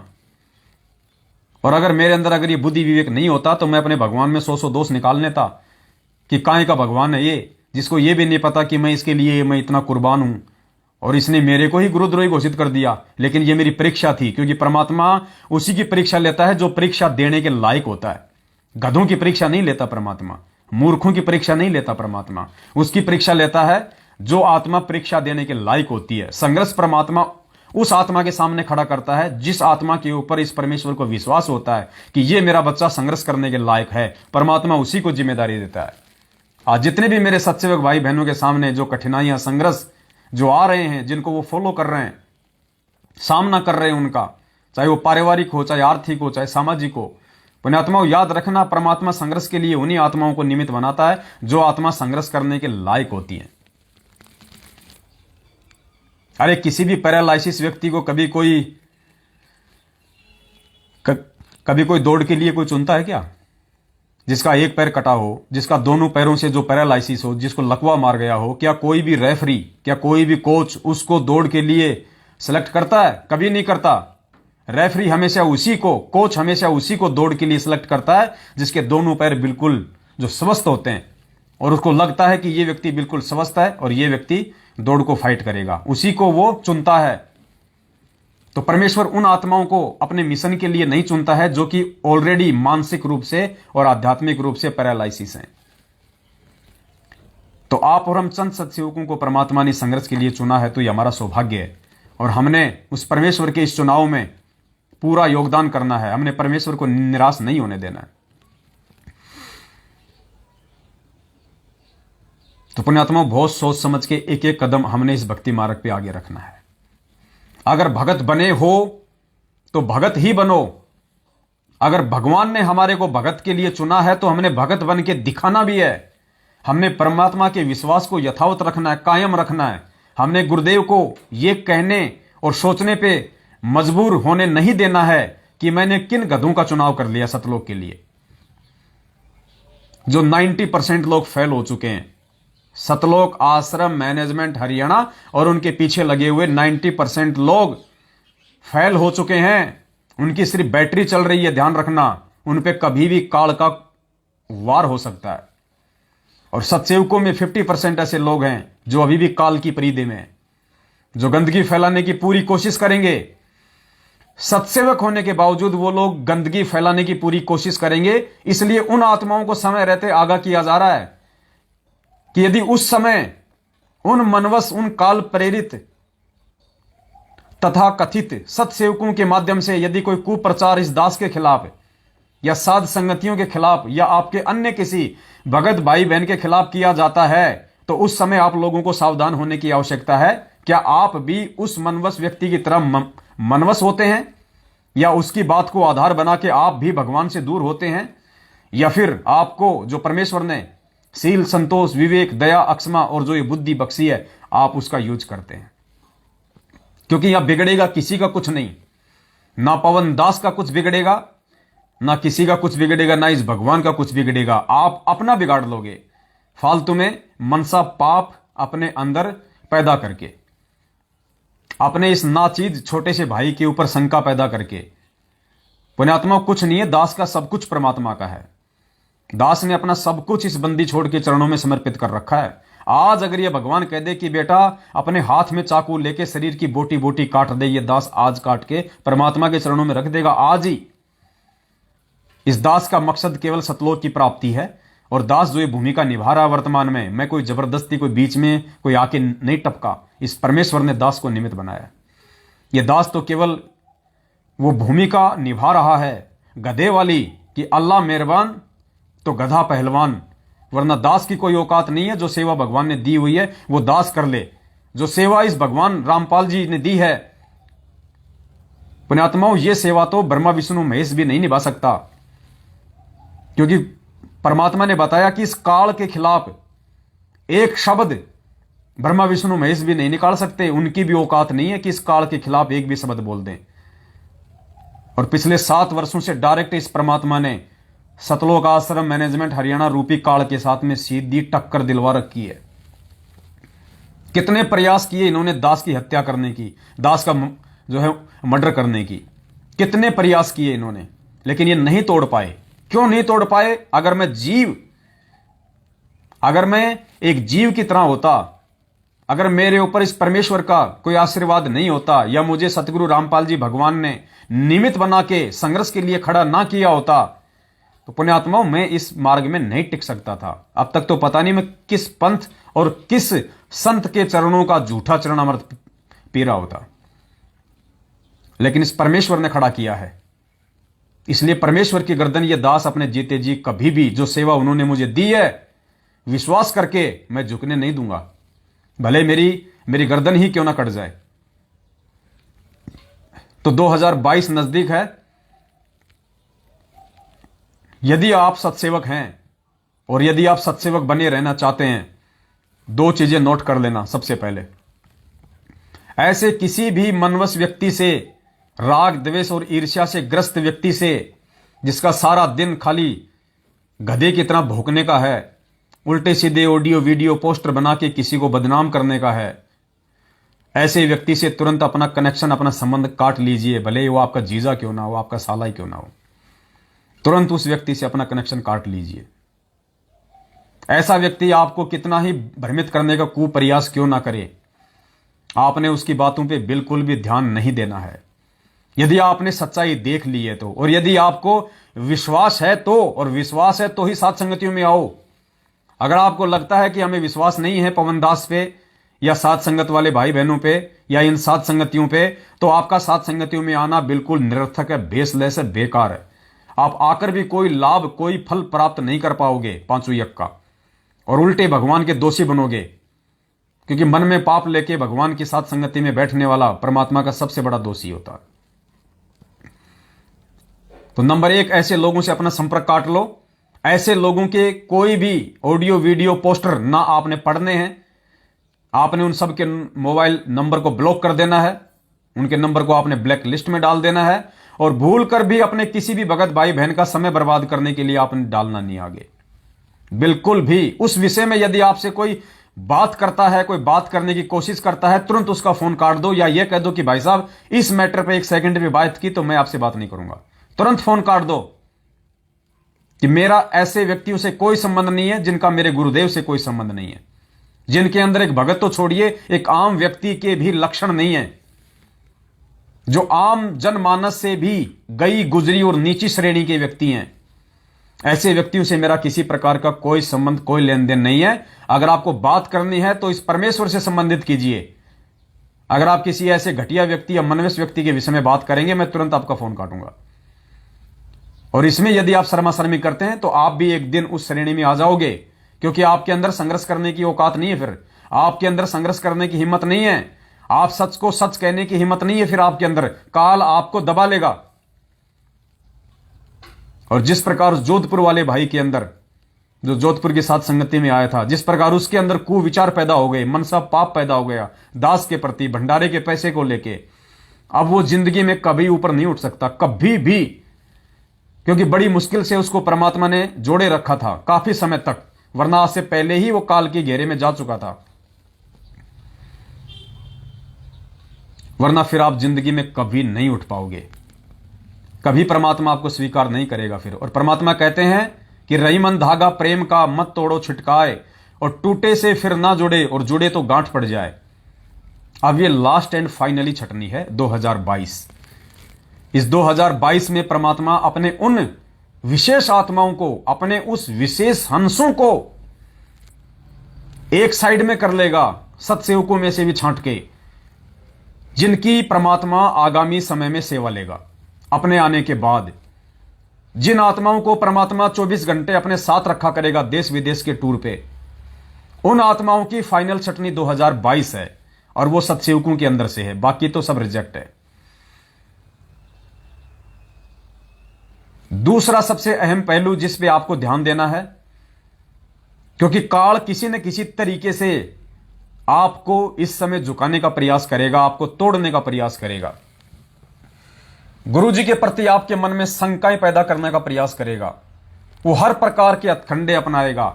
और काल कोई भी हथकंडा, ध्यान रखना, जगत वालों के माध्यम से नहीं अपनाएगा, आपके अपने संगत वालों के माध्यम से अपनाएगा, क्योंकि उसको पता है कि ये आत्माएं अगर धोखा खा सकती हैं तो संगत वालों के माध्यम से खा सकती हैं, जगत वालों के माध्यम से ये धोखा नहीं खाएंगी। इसलिए वो जिन जिन लोगों के अंदर कुप्रेरणा अपना काम निकलवाने के लिए करेगा, वो आपके अपने ही भूतपूर्व भगत भाई बहन होंगे, जिनको आप अपना भगत भाई बहन समझते हैं। जैसे मैनेजमेंट के माध्यम से 90% संगत को खा गया, और अब कुछ लोग हैं जो कि ट्रस्ट की आड़ में, जो ये कहते हैं कि हमने ये ट्रस्ट बना लिया, और अब हम ये ट्रस्ट बना के अब हम सतगुरु रामपाल जी भगवान से मिलने का प्रयास करेंगे, हिसार जेल में जाएंगे, हम उनकी रिहाई का प्रयास करेंगे, हम उनकी जमानत का प्रयास करेंगे। पुण्यात्माओं, ये सबसे भयंकर काल का जाल है, ध्यान रख लेना इस बात को। अगर आप ऐसे किसी भी मनवश व्यक्ति के साथ में जुड़ते हैं जो आज गुरुदेव के हिसार जेल में रहते सहते फालतू के ये ट्रस्ट वर्स्ट बना रहे हैं और उसके माध्यम से आप भक्तों को जोड़ रहे हैं कि इस ट्रस्ट के मेंबर बन जाओ, इस ट्रस्ट के सदस्य बन जाओ, हमारे पास में ये सबूत हैं, हमारे पास में ये सबूत हैं, हम गुरु जी से मिलने का प्रयास करेंगे। अरे क्या मिलने का प्रयास करोगे तुम गुरु जी से? हम सच्चाई जानने का प्रयास करेंगे, हिसार जेल में जाके हम गुरु जी से मिलेंगे। अरे गुरु जी के विषय में सच्चाई जाननी है, बरवाला कांड के विषय में सच्चाई जाननी है तो परमेश्वर के सत्संगों के आधार से जान पाओगे, गुरुदेव के पास जाके नहीं जान पाओगे। ये परीक्षा का दौर है और परीक्षा के समय में कोई मूर्ख ये कहे कि चलो बच्चों सारे इकट्ठे होके पेन कॉपी को यहीं रख दो, कुछ नहीं लिखना किसी ने, चलो सारे इकट्ठे होके हम अपने टीचर के पास चलेंगे और टीचर ही हमें बताएगा कि क्या लिखना है क्या नहीं लिखना है। वो गधा है, गधा। उसको एक समझदार विद्यार्थी की श्रेणी में नहीं गिना जा सकता। वो मूर्ख है, वो भांग पी के आया हुआ है परीक्षा देने के लिए। तो कोई भाड़ में पड़े सो पड़े, लेकिन यह संदेशा केवल उन 10% सत्सेवकों को दिया जा रहा। आज 90% तो मूर्ख हैं, वो तो ऑलरेडी मैनेजमेंट के पीछे अपना कर्म धर्म नष्ट कर चुके हैं। सब परमेश्वर की मर्यादा से दूर हैं, परमात्मा के लक्ष्मण रेखा से दूर हैं। वो तो सारे घटिया कुक्रम ऑलरेडी वो कर चुके हैं। काल ने उनको अपनी हद में जकड़ लिया है। उनका तो कभी भी नाश या सर्वनाश निश्चित है। मात्र 10% आत्माएं जो हैं इस धरती पे वो परमेश्वर की है, मात्र 10%। और 10% में से 50% की छटनी 2022 में हो जाएगी, 50% की। अगर अभी भी आपने यदि सत्सेवक बनने के बावजूद भी अपने व्यवहार में, अपने आचरण में, अपनी सोच में, अरे तुम किसी को 5,000 रुपये उधार दे देते हो और 5,000 रुपये उधार देने के बाद उस बेचारे का तुम 50,000 का तो तुम उसका खून पी जाते हो। ये भक्ति हो रही है कि ड्रामा हो रहा है? तुम इंसान हो, जानवर अच्छे हैं तुम्हारे से तो जानवर। अरे गुरुदेव ने कितनी बार कहा सत्संगों में, या तो किसी की मदद मत करो। तुम क्यों फिर तुम दानी बनते हो? तुम क्यों दानवीर बनते हो फालतू में? जब तुम्हारी औकात अगर सहन करने की नहीं है, अगर तुम्हारी औकात अगर किसी को 2 रुपया उधार देके और फिर लेते समय शांति रखने की नहीं है, क्यों तुम फालतू के दानवीर बनते हो? क्यों तुम अपने कर्म फोड़ते हो? क्यों सामने वाले की आत्मा दुखाते हो तुम? मत दो किसी को जबरदस्ती, कोई तेरी जेब से थोड़ी निकाल रहा सामने वाला। उधार मांगना भगत का फर्ज है। एक दूसरे की जो मदद करना है वो गुरुदेव ने हमें सिखाया है। अगर तुम्हारी औकात अगर किसी की मदद करके और अगर सहनशीलता अपनाने की नहीं है तो मत करो किसी की मदद। तुम अपना भी कर्म फोड़ोगे, दूसरे की भी आत्मा दुखाओगे, वो दोष भी तुम अपने सिर पे लोगे। आजकल यही हो रहा है संगत में।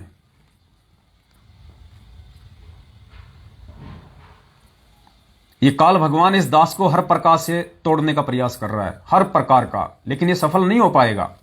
मेरे साथ में परमात्मा है। खूब कोशिश करी इसने। अभी जो 4 लाख रुपए का जो मैटर है, पुण्यात्माओं, वो पैसे देने का अधिकारी मैं नहीं था। जिस प्रकार उस रणजीत ने मेरे ऊपर विश्वास करके और उसने वो 4 लाख रुपए मुझे दिए उस ओमपाल के लिए, मेरठ वाले के लिए, उसी प्रकार उस ओमपाल पे विश्वास करके और मैंने उन दोनों को आमने सामने उनको मैंने बैठा दिया।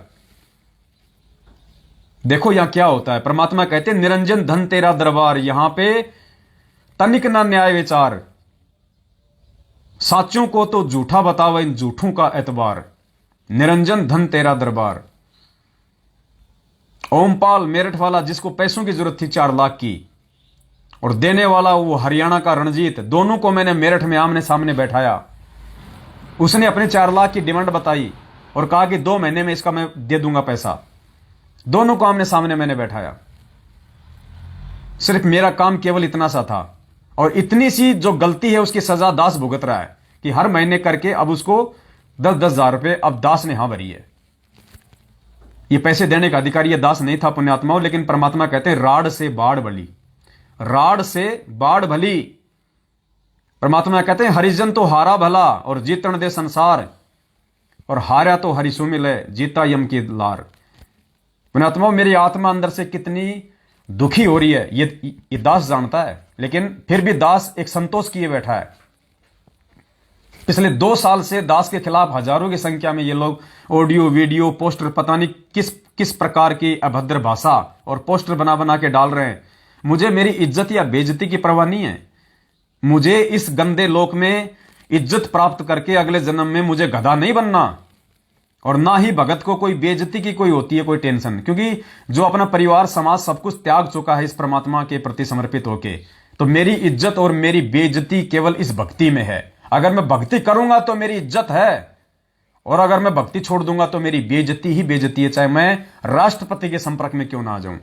तो इज्जत और बेइज्जती की जो परिभाषा है वो दास ने अच्छे से जान रखी है। परमात्मा ने दास को अच्छे से समझा रखी कि बेटा इज्जत क्या होती है, बेइज्जती क्या होती है, लेकिन ये नालायक अपने वो कर्म फोड़ रहे हैं।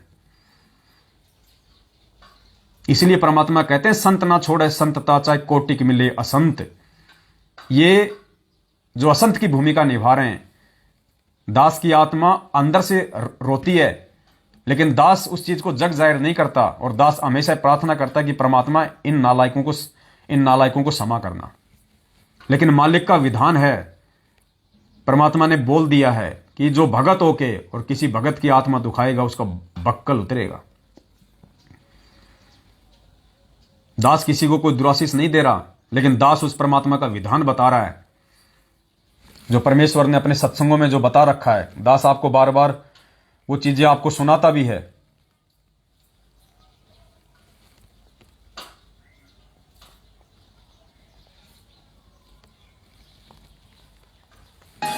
बोलो सतगुरुदेव की जय हो। अब क्या बताते हैं कि जो जैसे अम्बरीश राजा विष्णु भगत थे, अब विष्णु जी की भक्ति कर रहे थे, तो वहां परमात्मा विष्णु रूप धारण करके क्या बताना चाहते हैं कि मेरा भक्त अम्बरीश है और उसमें आधीनी है दुर्वासा, तेरे अंदर बकवाद भरी है, और मेरे भक्त ने को सता देगा उसका बक्कल तार दूंगा। परमात्मा अपनी महिमा बताना चाहता है कि जो मेरे भक्त को सताएगा उसको नहीं बख्शूंगा। अब पुण्यात्माओं, इसमें एक बहुत बड़ा नियम है प्रभु का कि सबसे ज्यादा हमें अधीन रहना होगा। आप 2 भक्त हैं, दोनों ने उपदेश ले रखा है, और तुम आपस में झगड़ा करते हो, और एक भक्त कुछ नहीं कहता, दूसरा उसको नाजायज परेशान करने की चेष्टा करता है, तो परमात्मा उस जो भक्त की रक्षा करेगा। वो भी बेशक भक्त है, जो बेमतलब बकवाद करके दूसरे को तंग कर रहा है भक्त को, तो उसको हानि पहुंचाएगा, जबकि दोनों भगत ही है। तो इन नियमों को तोड़ने से भी परमात्मा हमारे से दूर होता है और हम अभगत बन जाते हैं। पुण्यात्मा, ये विधान बताया गुरुदेव भगवान ने, और ये परमात्मा है। संत वचन पलटे नहीं, पलट जाए ब्रह्मांड। आने वाले समय में इन लोगों के साथ में क्या बीतेगी ये आप अपनी आंखों से देख लेना, जो बेवजह नाजायज तरीके से साध संगतियों को रोकने के लिए काल प्रेरणा से जिस प्रकार से ये लोग इस पवन दास को दुखी कर रहे हैं, इस पवन दास को परेशान करने का प्रयास कर रहे हैं, आने वाले समय में इनके साथ में क्या गुजरेगी, अभी इनकी बुद्धि के ऊपर पत्थर पड़े हैं, क्योंकि काल सवार है। ये सोच रहे हैं कि हम बहुत अच्छा कर रहे हैं, हम बहुत अच्छा कर रहे हैं। ये अपने भविष्य में कितने ये लोग ये कांटे बो रहे हैं, इनको खुद को नहीं पता। और दास जानबूझ के दुखी इसलिए नहीं होता कि कहीं वो परमात्मा दुखी ना हो जाए। अगर परमात्मा दुखी हो गए तो इनका बक्कल उतार देगा इनका यहीं पे। इसलिए दास हमेशा परमात्मा से प्रार्थना करता है कि परमेश्वर हो सके तो इनको सद्बुद्धि दीजिए, इन गधों को। और दास के साथ परमात्मा है भाई। इन्होंने खूब कोशिश की जोधपुर की साथ संगति रोकने की, बहुत ज्यादा कोशिश की। दास को इस काल ने इतना डराया धमकाया। जोधपुर से डॉक्टर रामेश्वर जांगिड़ जी कितना चीख रहे थे, कितना चिल्ला रहे थे, ये नहीं आ सकता जोधपुर, नहीं आएगा जोधपुर, इसकी औकात नहीं है जोधपुर में आ जाएगा, 5 मिनट में मैं इसको धूल चटा दूंगा, ये ज्ञान चर्चा फलाना दिखना।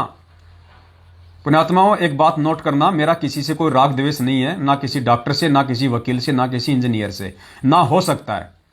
आपको पता होगा आज से 7-8 महीने पहले जब ये डॉक्टर रामेश्वर जांगिड़ ने इस परमेश्वर के ज्ञान विरुद्ध बातें करना संगत में शुरू की थी, तो दास ने इसको कह दिया था कि भैया थोड़े दिनों में तू अपना लोटा लंगोटा लेने वाला है।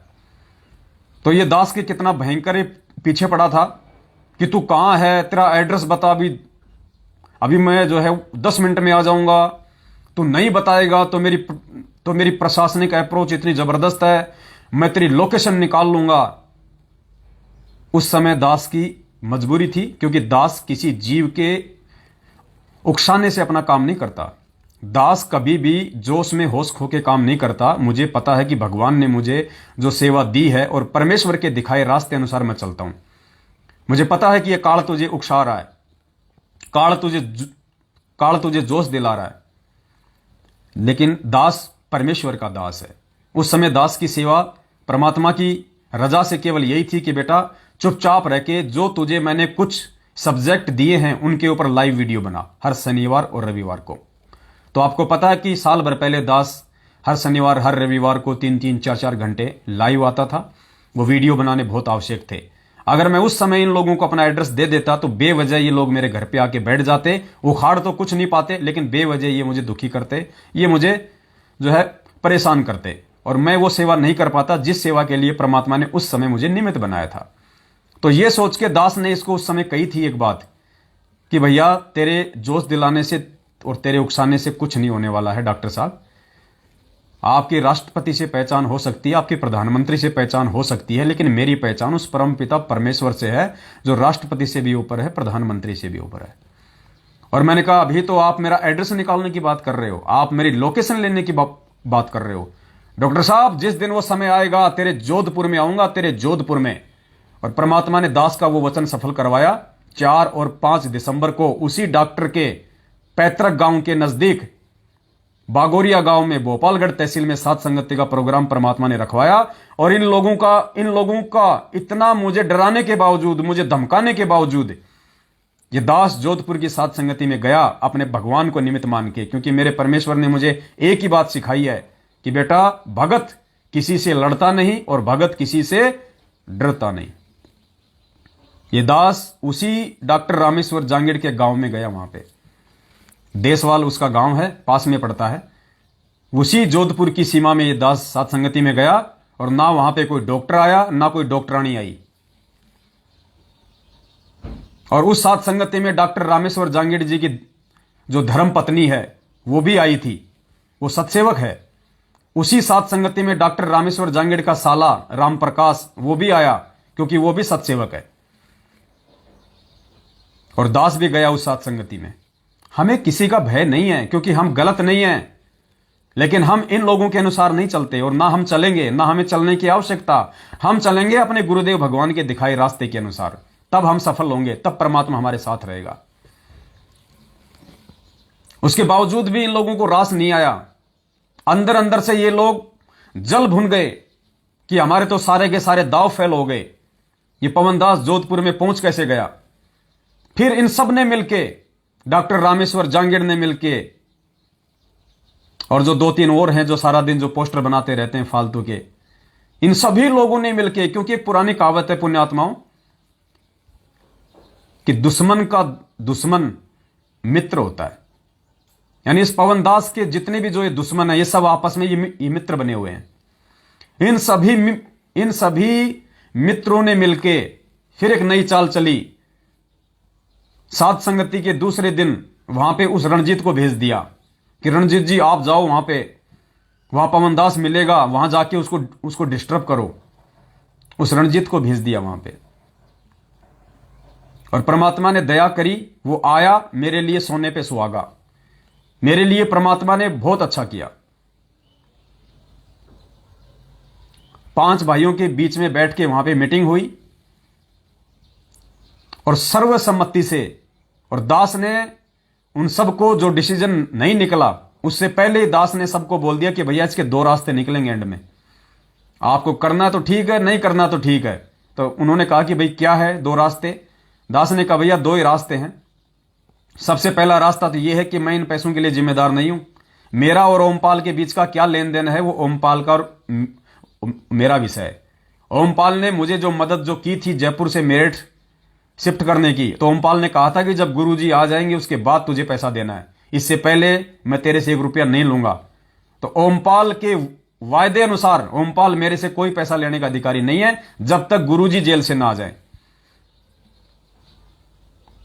और जो रणजीत ने जो मदद की है वो रणजीत को भी अच्छे से पता है कि रणजीत के सामने मैंने 4 लाख रुपया ओमपाल को दिया है और उसकी जमीन की रजिस्ट्री के लिए मंगवाया था। तुम दोनों की आपस में बैठ के बातचीत करवाई थी। ओमपाल से मेरी कोई रिश्तेदारी नहीं थी और ना मेरी कोई तेरे से रिश्तेदारी है। भगत भाई होने के नाते जो है वो तूने हेल्प की और भगत भाई होने के नाते मैंने उसकी ओमपाल की जो है वो हेल्प करवाई। इसमें मेरा क्या दोष हो गया भाई? लेकिन फिर भी यहां पे क्योंकि ये काल का लोक है, परमात्मा कहते हैं हरिजन तो हारा भला। आज दास जबरदस्ती कि इस परमेश्वर के मार्ग में ये गंदे लोग अपनी और गंदगी ना फैलाएं, अपने और ज्यादा कर्म ये ना बिगाड़ें, उस परमेश्वर के दोषी ना बने, अकाल मौत मरने का जो कारण है वो ये लोग ना बने।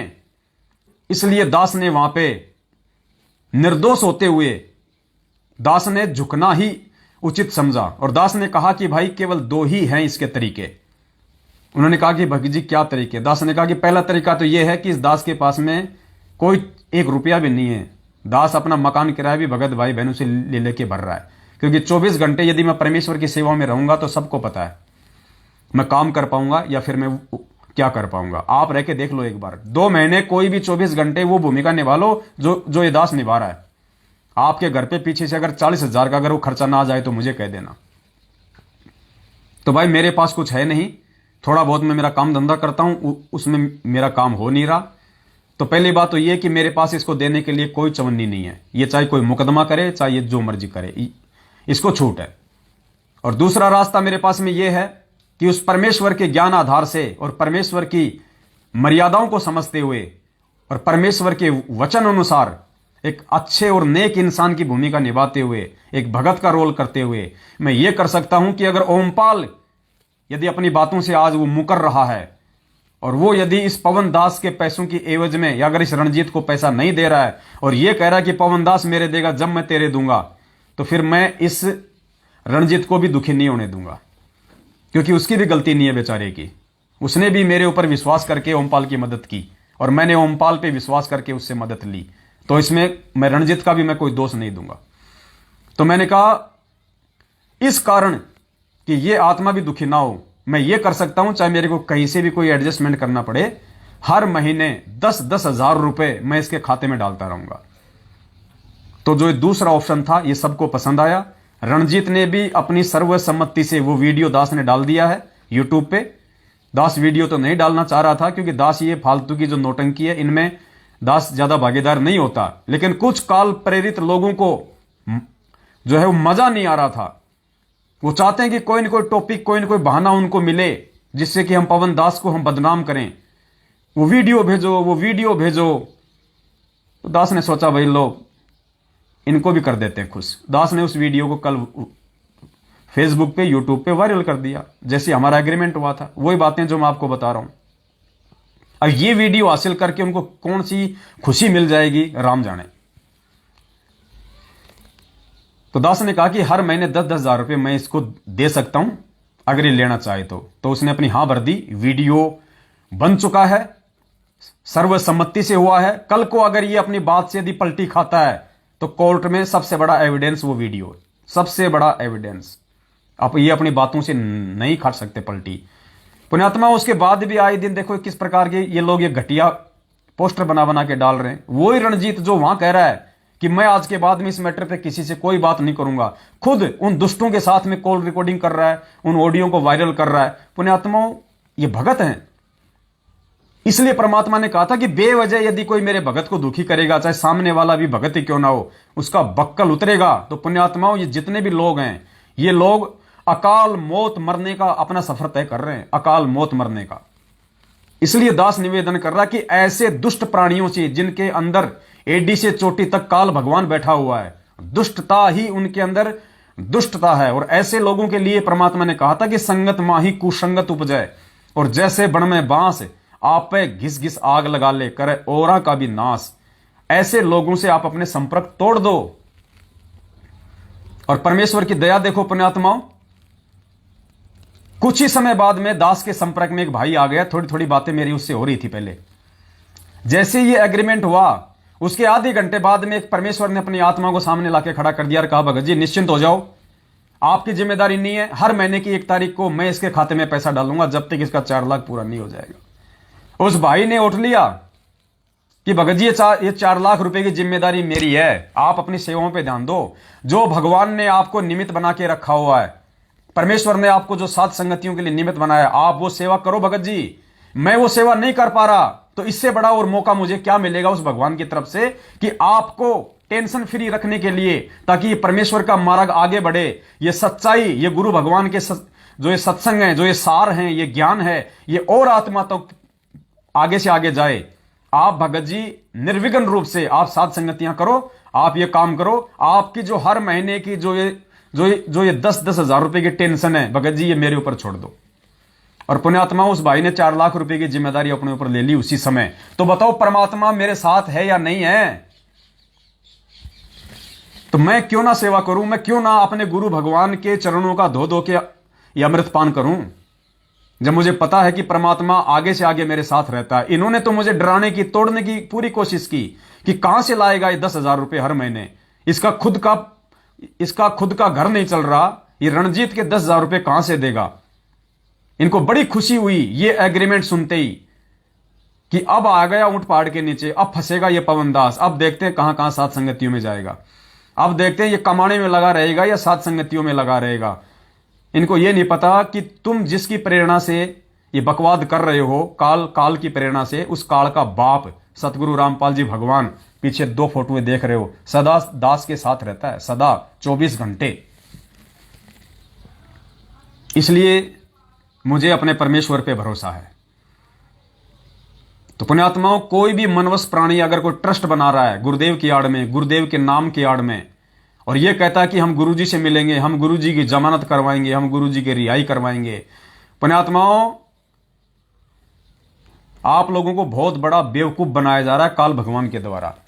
वो ट्रस्ट बनाने वालों के ऊपर इतने कहर टूट रहे हैं, वो लोग आपको अपनी सच्चाई नहीं बताएंगे, बिल्कुल भी नहीं बताएंगे। शशि भूषण दास जो ये ट्रस्ट बना रहा है कोई ये सतसेवक के नाम से, बिहार वाला, जो अपने आप को वकील कहता है, एडवोकेट कहता है, मुझे नहीं पता वो एडवोकेट है या नहीं है, वकील है या नहीं है, और होगा, मुझे उससे कोई लेना देना भी नहीं है। ये लोग काल प्रेरणा से ये बकवाद कर रहे हैं, और आप आत्माओं को फांसने के लिए, ताकि आप लोग भक्ति ना कर सको, आप लोग गुरु को भगवान ना मान सको। ये आप लोगों को फांसने की साजिश है बिहार के भक्तों को, बहुत भयंकर तरीके से। ये बहुत जोर का समय चल रहा है, इसलिए दास कह रहा है 2022 बहुत विनाशक है। जो अपने गुरु को परमेश्वर के रूप में स्वीकार नहीं करेगा उसका बचाव नहीं होगा। तो पहले उस शशि भूषण दास जी को देख लीजिएगा आप, वो शशि भूषण दास जिसकी भक्तमती पिछले 1 साल से दिल्ली हॉस्पिटल में एडमिट है, 1 साल हो गई उसको, ब्रेन हेमरेज है, ब्रेन हेमरेज, कोमा में है 1 साल से दिल्ली। अब बताइए क्या उसके ऊपर सतगुरुदेव की मेहर है, क्या रजा है क्या? अरे भगवान के भगत के तो कांटा भी नहीं लग सकता, बीमारी तो बहुत दूर की बात है। वो आदमी क्या कभी सुखी हो सकता है जिसकी बीवी 1 साल से दिल्ली के हॉस्पिटल में एडमिट है, जिसको ब्रेन हेमरेज है? क्या उस व्यक्ति के घर पे उस भगवान की मेहर हो सकती है, दया हो सकती है? कभी नहीं हो सकती जिंदगी में, भले वो अपने आप को भगत कहे। और उसके बावजूद भी और उल्टे काम करने में लगा हुआ है, गुरु को मानुस मानने में लगा हुआ है। गुरुजी की रिहाई करवाएंगे। अरे तुम गुरुजी की रिहाई कराओगे? तुम अपनी भक्तमती की तो रिहाई करवा लो दिल्ली से, तुम अपनी भक्तमती की तो हॉस्पिटल से उस बीमारी से रिहाई करवा लो। गुरुजी की रिहाई तो बहुत दूर की बात है। पुण्यात्माओं मर जाओगे। दास आगा कर रहा है, चेतावनी दे रहा है। परमात्मा कहते हैं गुरु मानुष कर जानते वो नर कहिए अंधे, और दुखी संसार में आ गए यम के फंद। जो अपने गुरु को मानुष समझेगा, परमात्मा कहते हैं उसके मन में दोष आएगा, और दोष आएगा तो काल का दाव लगेगा। अरे भाई परमात्मा हमें शब्द सुनाते हैं, भाई कर ले वकील, भाई कर ले गुरु वकील मुकदमा भारी है, भाई कर ले गुरु वकील मुकदमा भारी है। अरे आप और हमारा मुकदमा धर्मराज के दरबार में लंबित पड़ा है, और सतगुरुदेव जी हमारी वकील बन के उस मुकदमे को सुलझाने के लिए इस पृथ्वी लोक पे आए हुए हैं। और हम नालायक अपनी नालायकी के चलते मान और बड़ाई के लिए, चार भक्तों को अपने पीछे लगाने के लिए ट्रस्ट बना बना के उन भक्तों का भी हम सत्यानाश कर रहे हैं। अब जो भगत उस ट्रस्ट का मेंबर बनेगा तो उस ट्रस्ट का मेन मकसद क्या है? गुरुजी को बाहर निकलवाना, गुरुजी की रिहाई करवाना। अब बताओ, जो उस ट्रस्ट का मेंबर जो बन गया, उस भगत ने तो अपने गुरु को मानुष मान लिया, तुम निकलवाओगे गुरुजी को। इस मैनेजमेंट ने पिछले 7 साल से जितना जोर लगाना था इसने उतने लगा लिए। एक याचिका तक ये दायर नहीं करवा पाए गुरुजी की, और तुम गुरुजी को बाहर निकलाओगे जिनकी औकात नहीं है। पुण्यात्माओं बचो, ये ड्रामे करने होते, ये दास कर लेता। भले इन्होंने ये ट्रस्ट बना लिया, 20 आदमी उस ट्रस्ट के मेंबर नहीं बन सकते। 20 आदमी, कौन 20 आदमी? अगर जिसको थोड़ा बहुत भी, अगर जिसको ज्ञान होगा तो, अगर आध्यात्मिक ज्ञान होगा तो, जो अपने गुरु को भगवान मानता होगा, 20 आदमी उस ट्रस्ट के मेंबर नहीं बन सकते। ये गुरुजी को छुड़वाएंगे। ये ट्रस्ट बनना, ये गुरुजी की रिहाई की नौटंकी करना, पुण्यात्माओं, ये सिर्फ और सिर्फ आप लोगों को इस परमेश्वर से दूर करने की साजिश है काल भगवान के द्वारा।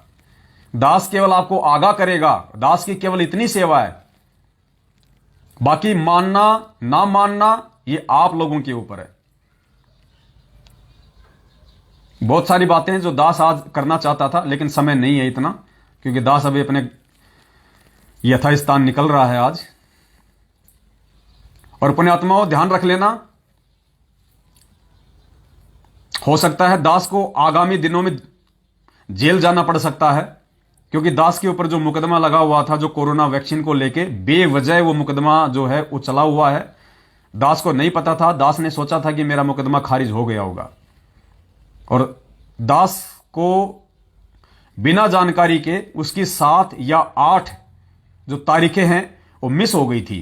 तो अभी दास पिछले 6 तारीख को दास 29 तारीख को वहां गया था, मेरी तारीख थी, मेरे सम्मन निकले हुए थे। तो दास को जैसे मालूम पड़ा कि मेरे सम्मन निकले हुए हैं, दास ने तुरंत वहां पे गया, वकील खड़ा किया एक नया, और दास वहां पे गया। तो दास तो वहां गया था मतलब सरेंडर होने के लिए कि भैया चलो 14 दिन अंदर जाएंगे, उसके बाद में फिर नए तरीके से हम अपनी जमानत करवाएंगे। तो वकील ने कहा कि जी कोई दिक्कत नहीं है, मैं आपको तारीख दिलवा दूंगा, और हो सकता है मामला बाहर की बाहर ही हो जाएगा फिनिश।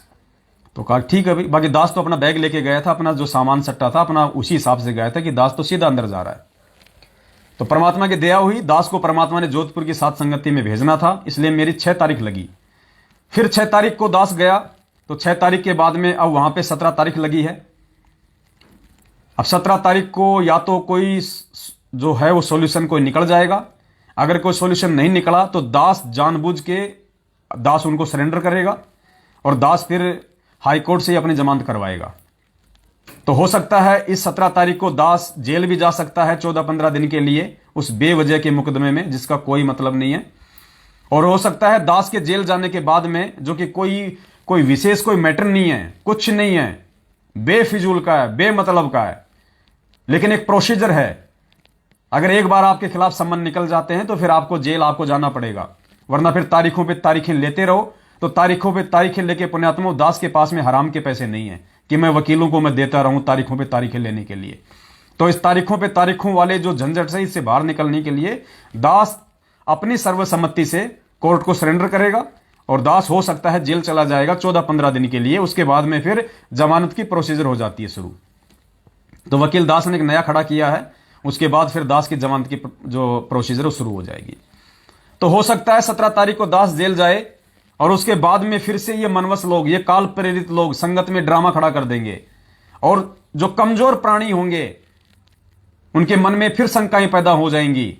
पवन दास जेल चला गया, पवन दास जेल, अरे पवन दास कौन सा मर्डर करके जेल चला गया?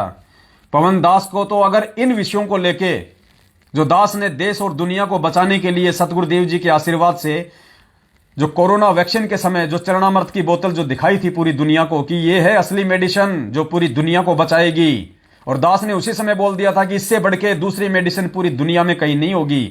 और आज तक देख लो पुण्यात्माओं, कोरोना की कोई वैक्सीन भी कामयाब नहीं है, और अंत में यही चरणामृत, यही मेडिसिन पूरी दुनिया के सामने निकल के सामने आएगी। हमें समय का इंतजार है। दास आज भी अपने दावे पे कायम है। दास को जब कोर्ट में नंबर आएगा बोलने का, दास बिल्कुल खड़ा होके बोलेगा, और बिल्कुल दास जो है जज साहब के सामने बुलंद आवाज में बोलेगा कि ये दास अपने दावे पे कायम है, चाहे फांसी लग जाए।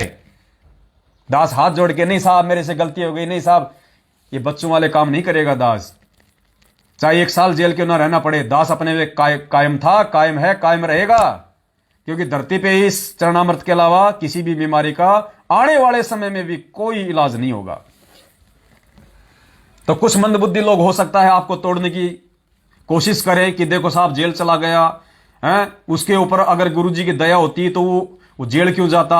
अरे भैया, तो फिर गुरुजी क्यों जेल में बैठे हैं? इसका मतलब तो गुरुजी पे भी दया नहीं है फिर। तो ये तो हो गई नालायकों की बातें, मंदबुद्धि लोगों की बातें। परमात्मा ने बताया इस भक्ति मार्ग पे जो अपने गुरु के वचन पे चलेगा, जो गुरु जी की प्रत्येक मर्यादा में रहेगा, जो नियमों का पालन करेगा, परमात्मा उसकी परीक्षा लेगा।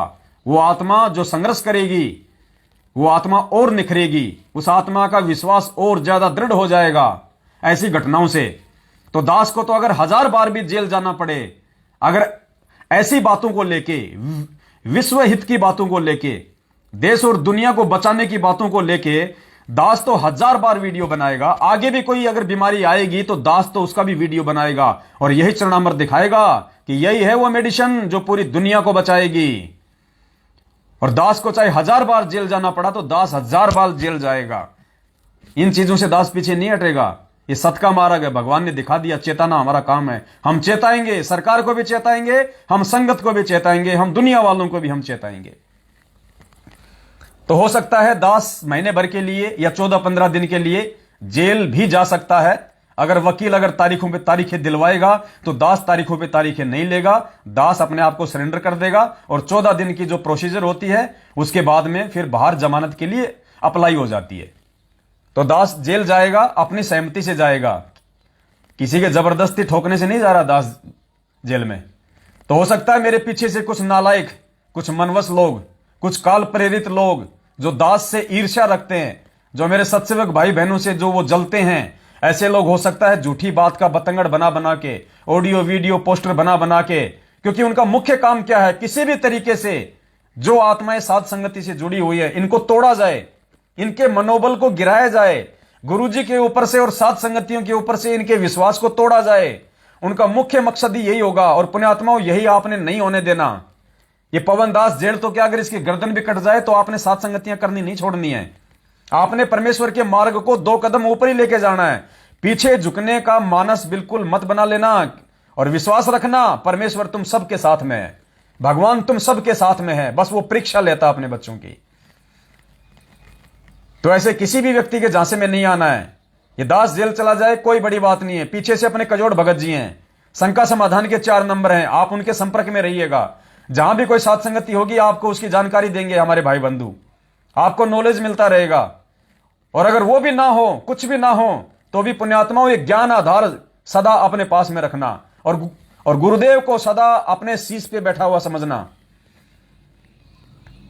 क्योंकि परीक्षा उसी आत्मा की होगी, संघर्ष भगवान उसी आत्मा से करवाएगा जिसको परमात्मा ने पार करना होगा। गुरुदेव ने क्या बताया, लोहार उसी लोहे की वस्तु बनाता है जिस लोहे से उसने कोई औजार बनाना होगा, और औजार बनने के बाद उसकी कीमत बनती है। अब 1 किलो लोहा 20-25 रुपए किलो आता है, और अगर 100 ग्राम लोहे का अगर कोई वस्तु अगर बना दे तो लोहार अकेले 100 ग्राम वस्तु का जो उसने औजार बनाया है उसी का 100 रुपए ले लेता है। तो कहां तो 1 किलो का 100 रुपए और कहां 100 ग्राम का 100 रुपए।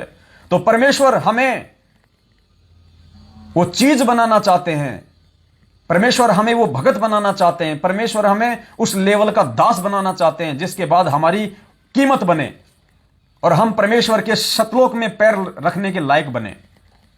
तो पुण्यात्माओं, ये परमेश्वर का मार्ग है, बहुत ही सोच समझ के, और आपने ये धैर्य रखना पड़ेगा। आपने बहुत ही विवेक के साथ में, आप 2 भगत हैं, आप 3 भगत हैं, आप तीनों आप सत्सेवक हैं, आप तीनों साथ संगतियों में आ रहे हैं। कल को उनमें से एक यदि काल प्रेरित हो जाता है, जो सबसे अच्छा मान रहे थे आप उन तीनों में से, वो सबसे अच्छा यदि कल को किसी वजह से, ज्ञान की कमी से, नासमझी की वजह से, अज्ञानता की वजह से, या अपने कमजोर भक्ति संस्कारों की वजह से किसी दूसरे ने उसके मन में कोई शंका डाल दी, वो भ्रमित हो गया, पुण्यात्मा उसकी तरफ नहीं देखना है। वो चाहे कितना अच्छा सच्चेवक था, वो चाहे हर साथ संगति में आता था, वो चाहे 5-5 हजार रुपए की सेवा करता था। आपने उसको देख के नहीं चलना। भक्ति मार्ग में अगर चलना है आपने तो गुरुदेव को देख के चलना है और गुरुदेव के तत्व ज्ञान को देख के चलना है। आपने उसकी बातों से आहत नहीं होना, अपने आप को उसकी बातों से आपने कमजोर नहीं बनाना। आपने यह देखना है कि यह गलत कहां है, इसके ऊपर काल का दाव कहां लगा है, वो दाव मेरे ऊपर ना लग जाए।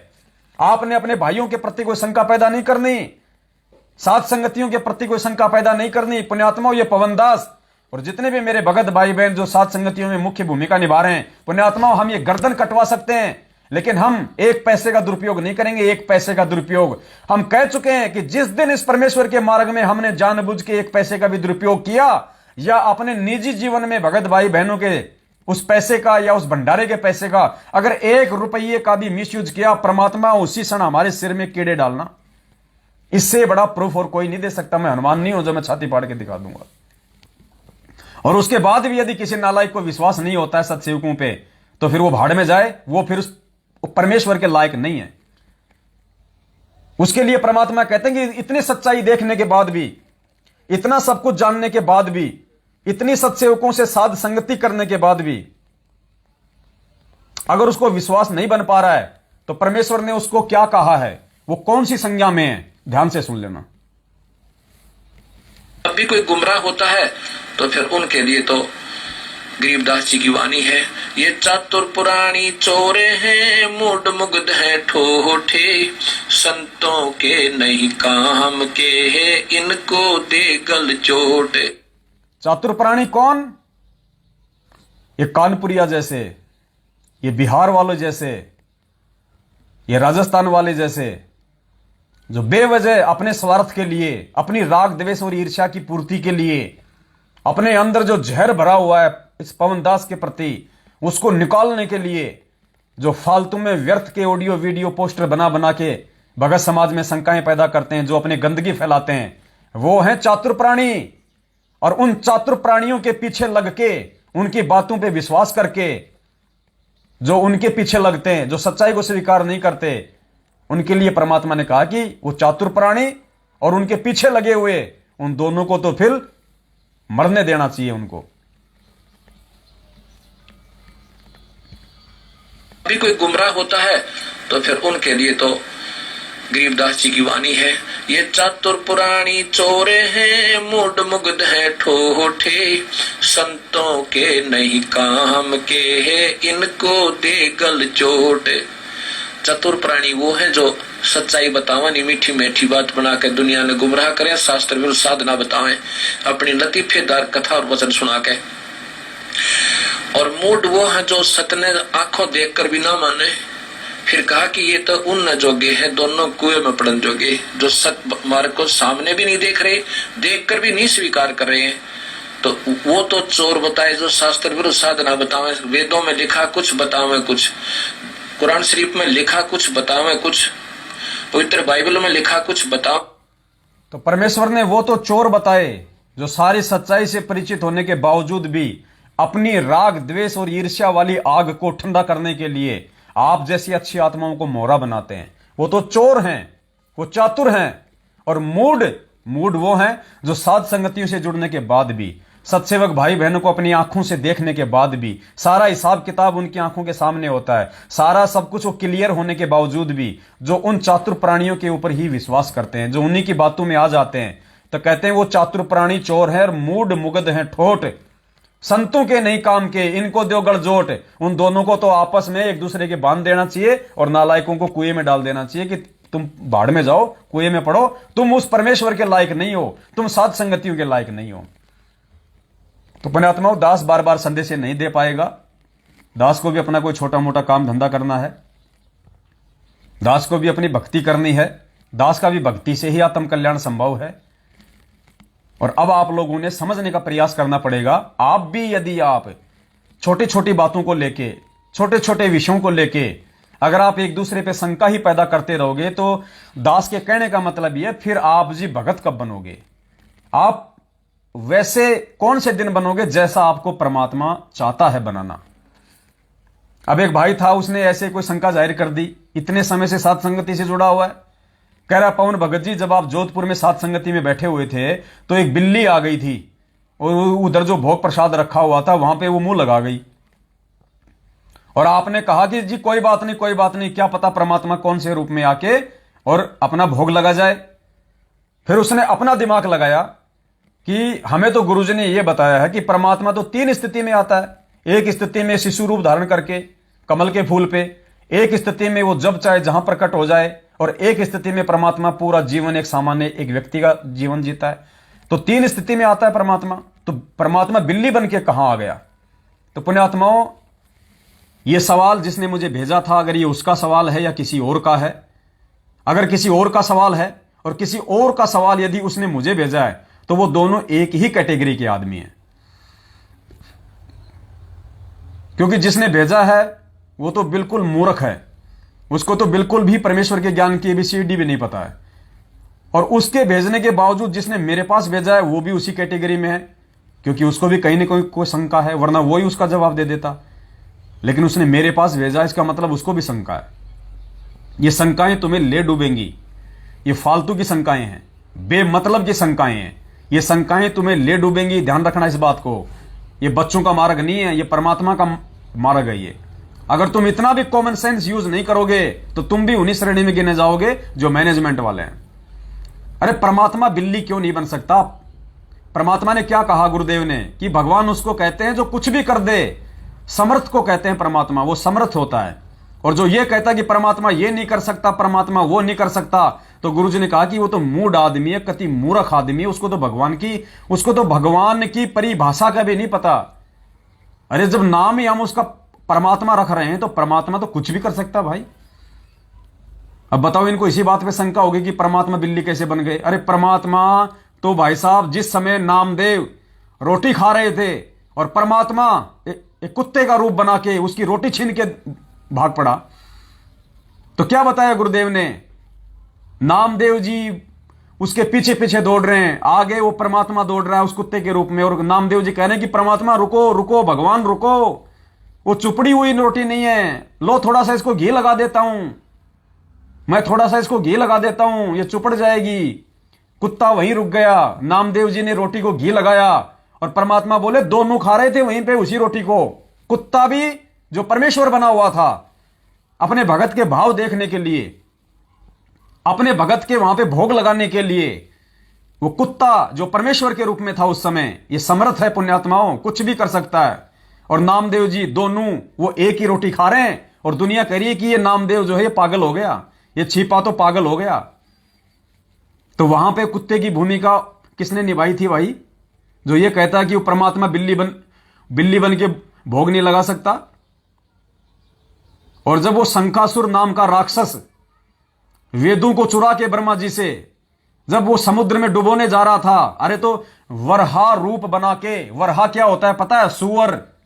वरहा रूप बना के उन वेदों को शंखासुर से किसने छुड़ाए? इस कबीर परमात्मा ने। वो वरहा रूप जिसे दुनिया कहती है कि वो विष्णु जी ने बनाया, वो विष्णु ये कबीर परमात्मा था, सतगुरु रामपाल जी भगवान था, जिसने वरहा रूप बना के, सुअर का रूप बना के शंखासुर को मारा और वेदों को बचाया। तो क्या नहीं बन सकता परमात्मा? अरे नरसिंह रूप किसने बनाया? आधा पशु और आधा इंसान, वो किसने बनाया? इसी कबीर परमात्मा ने, इसी सतगुरु रामपाल जी भगवान ने नरसिंह रूप बनाया। तो भगवान क्या नहीं बना सकता? इस दास के मुख से जो निकल गया वो लोहे की लकीर है, ध्यान रख लेना। क्योंकि दास अपनी मर्जी से कुछ नहीं बोलता है, जो परमात्मा बुलाते हैं दास वो बोलता है। और दास जो बोलता है हर एक शब्द का एक मकसद होता है। तुम्हें नहीं समझ में आ रहा वो एक बात अलग है। अब ये व्यर्थ की शंका पैदा करके तुमने अपना सत्यानाश किया कि नहीं किया? तुमने शंका पैदा किया नहीं की? यानी आपने अपनी ये अज्ञानता आज सर्वसंगत के सामने जाहिर कर दी कि परमात्मा क्या कर सकता है क्या नहीं कर सकता, इस विषय में मुझे कुछ नहीं पता। समर्थ कुछ भी कर सकता है, समर्थ कोई भी रोल बना सकता है। गुरुदेव ने क्या बताया? जब मोर ध्वज के दरबार में श्री कृष्ण जी अर्जुन का अहंकार तोड़ने के लिए और राजा मोर ध्वज के दरबार में गए, वो मोर ध्वज जिसने अपने बेटे का आरे से सिर चीरा था, राजा और रानी ने, दोनों ने उस मोर ध्वज के दरबार में गए और क्या कहा था वहां पे? गुरुदेव ने कहा कि श्री कृष्ण और अर्जुन जब गए थे तो साथ में एक शेर भी था, एक शेर भी लेके गए थे। और श्री कृष्ण ने कहा कि मेरा जो शेर है वो मांस खाएगा, और ये किसी ऐसे वैसे व्यक्ति का मांस नहीं खाएगा कि किसी भी कोई पल्लेदार को, कोई मजदूर को ले आओ, ये तुम्हारे ही परिवार का मांस खाएगा। और एक बात और सुन लो, आज ये शेर जिसका मांस खाएगा सीधा वो स्वर्ग में जाएगा। तो मोर ध्वज ने सोचा कि मेरा मांस खाए, उस स्वर्ग की लालसा के लिए। रानी ने सोचा मेरा खाए, बेटा सोचे मेरा खाए। तो परमात्मा ने वहां एक बात बताई थी पुण्यात्मा, अगर ध्यान से अगर आप सत्संग सुनते हो तो। गुरुदेव ने कहा कि वो शेर कौन था? वो शेर मांस खाने वाला नहीं था। गुरुदेव ने कहा कि यही बात अगर जिसे समझ में आ गई, समझो तत्व ज्ञान समझ में आ गया, वो परमात्मा, वो कबीर साहिब शेर बन के गया था। श्री कृष्ण के साथ में जो शेर था वो कबीर परमात्मा था। और गुरुजी ने कहा कि वो शेर मांस खाने वाला नहीं था।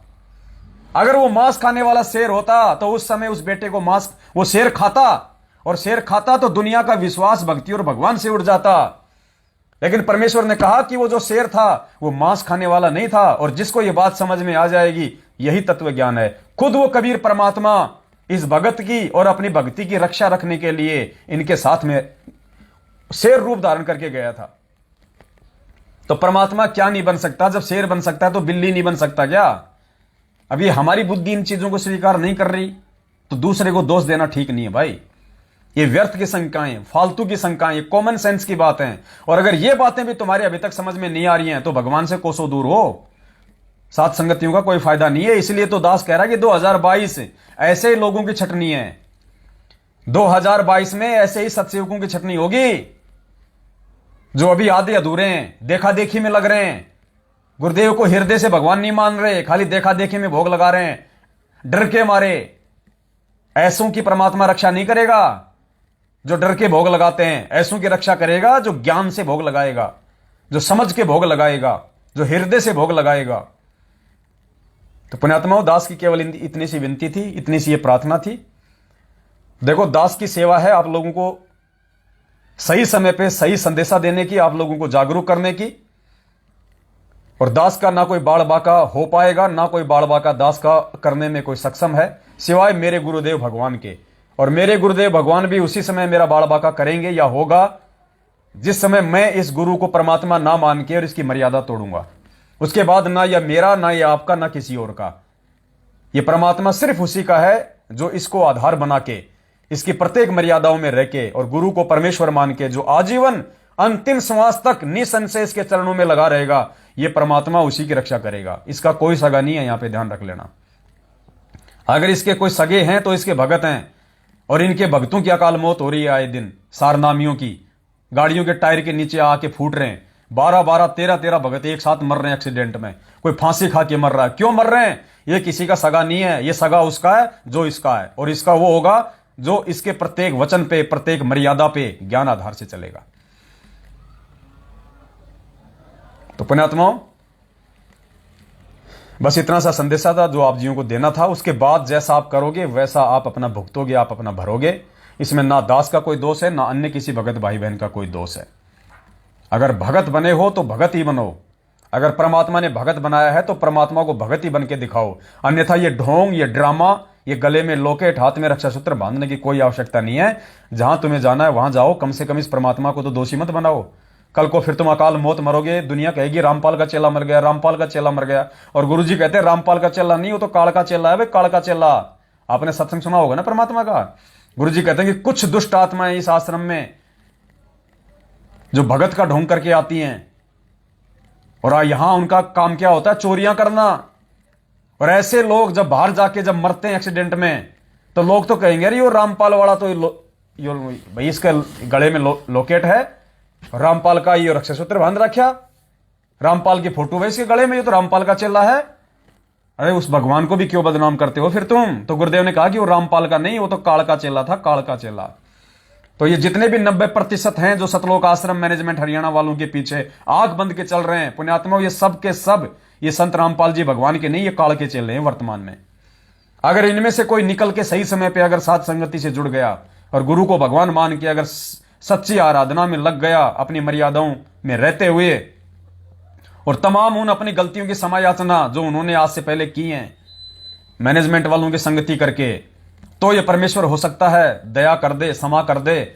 अन्यथा गधे के ऊपर सींग नहीं होते ना, ऐसे इस धरती के ऊपर भक्तों का कोई नामो निशान भी था, मालूम नहीं पड़ेगा।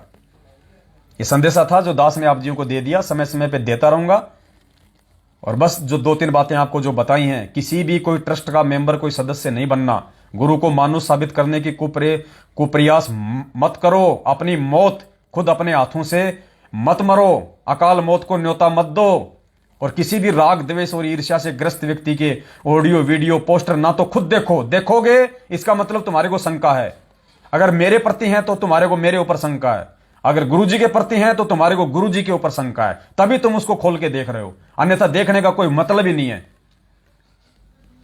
और जिसको इतनी सी भी शंका है, काल उसको भी घेर लेगा। तुरंत उनको डिलीट करो, उस व्यक्ति का नंबर मारो ब्लॉक। फोन आता है तो एक बार तो उसको समझा दो प्यार प्रेम से, मानता तो ठीक है, वरना उसका नंबर भी ब्लैक लिस्ट में डालो। और पुण्यात्माओं, आगे की तरफ बढ़ो। आगे की तरफ जब कोई व्यक्ति पहाड़ पे चढ़ने की सोच लेता है तो नीचे से चूहे और बिच्छू उसको काटने के लिए दौड़ते हैं, उसका रास्ता रोकने के लिए। तो जितने भी ऐसे जो ये काल प्रेरित जो भगत हैं, जो भगत बनने का ढोंग कर रहे हैं, राग द्वेष और ईर्ष्या से भरे हुए हैं, ये चूहे और बिच्छू की स्थिति में है। ये आपके लिए, क्योंकि आपको परमेश्वर ने पहाड़ पे चढ़ाना है, सतलोक लेके जाना है। और ये लोग उस काल के चूहे और बिच्छू बन के आपको काटेंगे, आपको पहाड़ पे चढ़ने से रोकेंगे, ये हर संभव ये प्रयास करेंगे। इसलिए आपने इनकी प्रत्येक चाल को समझना है और गुरुदेव के ज्ञान आधार से आपने दृढ़ता से सात संगतियों से आपने जुड़े रहना है। चाहे पवन दास बाहर रहे, चाहे पवन दास जेल में रहे, चाहे पवन दास जिंदा रहे, चाहे पवन दास मर जाए। ये भक्ति आपने इस परमेश्वर को देख के करनी है, किसी सत्सेवक को या पवन दास को देख के नहीं करनी। जब तक हम हैं तब तक अपने भाई बहनों की संगति करो, और जब तक नहीं है तो ये परमात्मा ही सब कुछ है। और आज भी यही है, आज भी इसी को आधार बना के सात संगतियों में आना है। इन सात संगतियों में फालतू की बकवाद के लिए, छोरा छोरी के रमेणे के रिश्ते जोड़ने के लिए, इधर उधर की बातें करने के लिए कोई जगह नहीं है, कोई स्थान नहीं है। ध्यान रखना, अगर कोई व्यक्ति सात संगतियों में यह सोच के आता है कि मेरा लड़का मेरी लड़की जवान हो गए, कोई रिश्ते की बात करूंगा, तो वो महामूढ़ व्यक्ति है, महामूर्ख व्यक्ति है। ये मैनेजमेंट वाला कुक्रम नहीं चलेगा यहां पे। वो परमात्मा अंतर्यामी, उसको पता है कि ये सात संगति में क्यों जा रहा है, ये बेटा बेटी के रिश्ते जोड़ने जा रहा है। ये सात संगति के लिए नहीं जा रहा, कोई सा भी लाभ नहीं मिलेगा आपको, ना सात संगति का, ना वो बेटा बेटी का। और दास को मालूम पड़ गया, वहीं पे खड़ा खड़ा दास वहां पे बेइज्जती करेगा, वहीं खड़ा खड़ा दास वहां पे सबके सामने बताएगा फिर कि साहब ये देखो, ये आए अपनी बेटी का रिश्ता करने, ये आए जी अपने बेटे को बन्ना जी बनाने, दे दो जी इसको अपनी लड़की कोई है तो यहां पे, इनको लड़की चाहिए बस, इनको मोक्ष नहीं चाहिए, इनको बेटा बेटी के रिश्ते चाहिए, इनको दे दो, इनको इनके घर में भर दो इनके बच्चे। फिर वहां आपको और ज्यादा जोर आएगा। इसलिए सत्संग में, सात संगतियों में अगर आते हो तो उसी चीज को टारगेट करके आना, अपने बेटा बेटी के रिश्तों को टारगेट करके मत आना बिल्कुल भी। नंबर ले जाओ, सात संगति से दूर जाके जब आप अपने घर पे जाओ उस समय बात करो। आपको लगता है ऐसा कोई भगत है, उनके नंबर ले हो, सात संगति में आते हो नंबर ले लो, लेकिन बात रिश्ते की सात संगति से जाने के बाद अपने घर पे करना। जब घर से चलते हो तो केवल साध संगति के लिए चलो, गुरुदेव के पांचों यज्ञ के लिए चलो, सत्संग के लिए चलो। तीसरी बकवाद मन में लेके चलोगे, परमात्मा आपका कोई भी प्रयोजन सफल नहीं होने देगा। बस इतना सा संदेशा था। दास लेट हो रहा है। बंदी छोड़, सतगुरु रामपाल जी भगवान की जय हो। सत साहिब।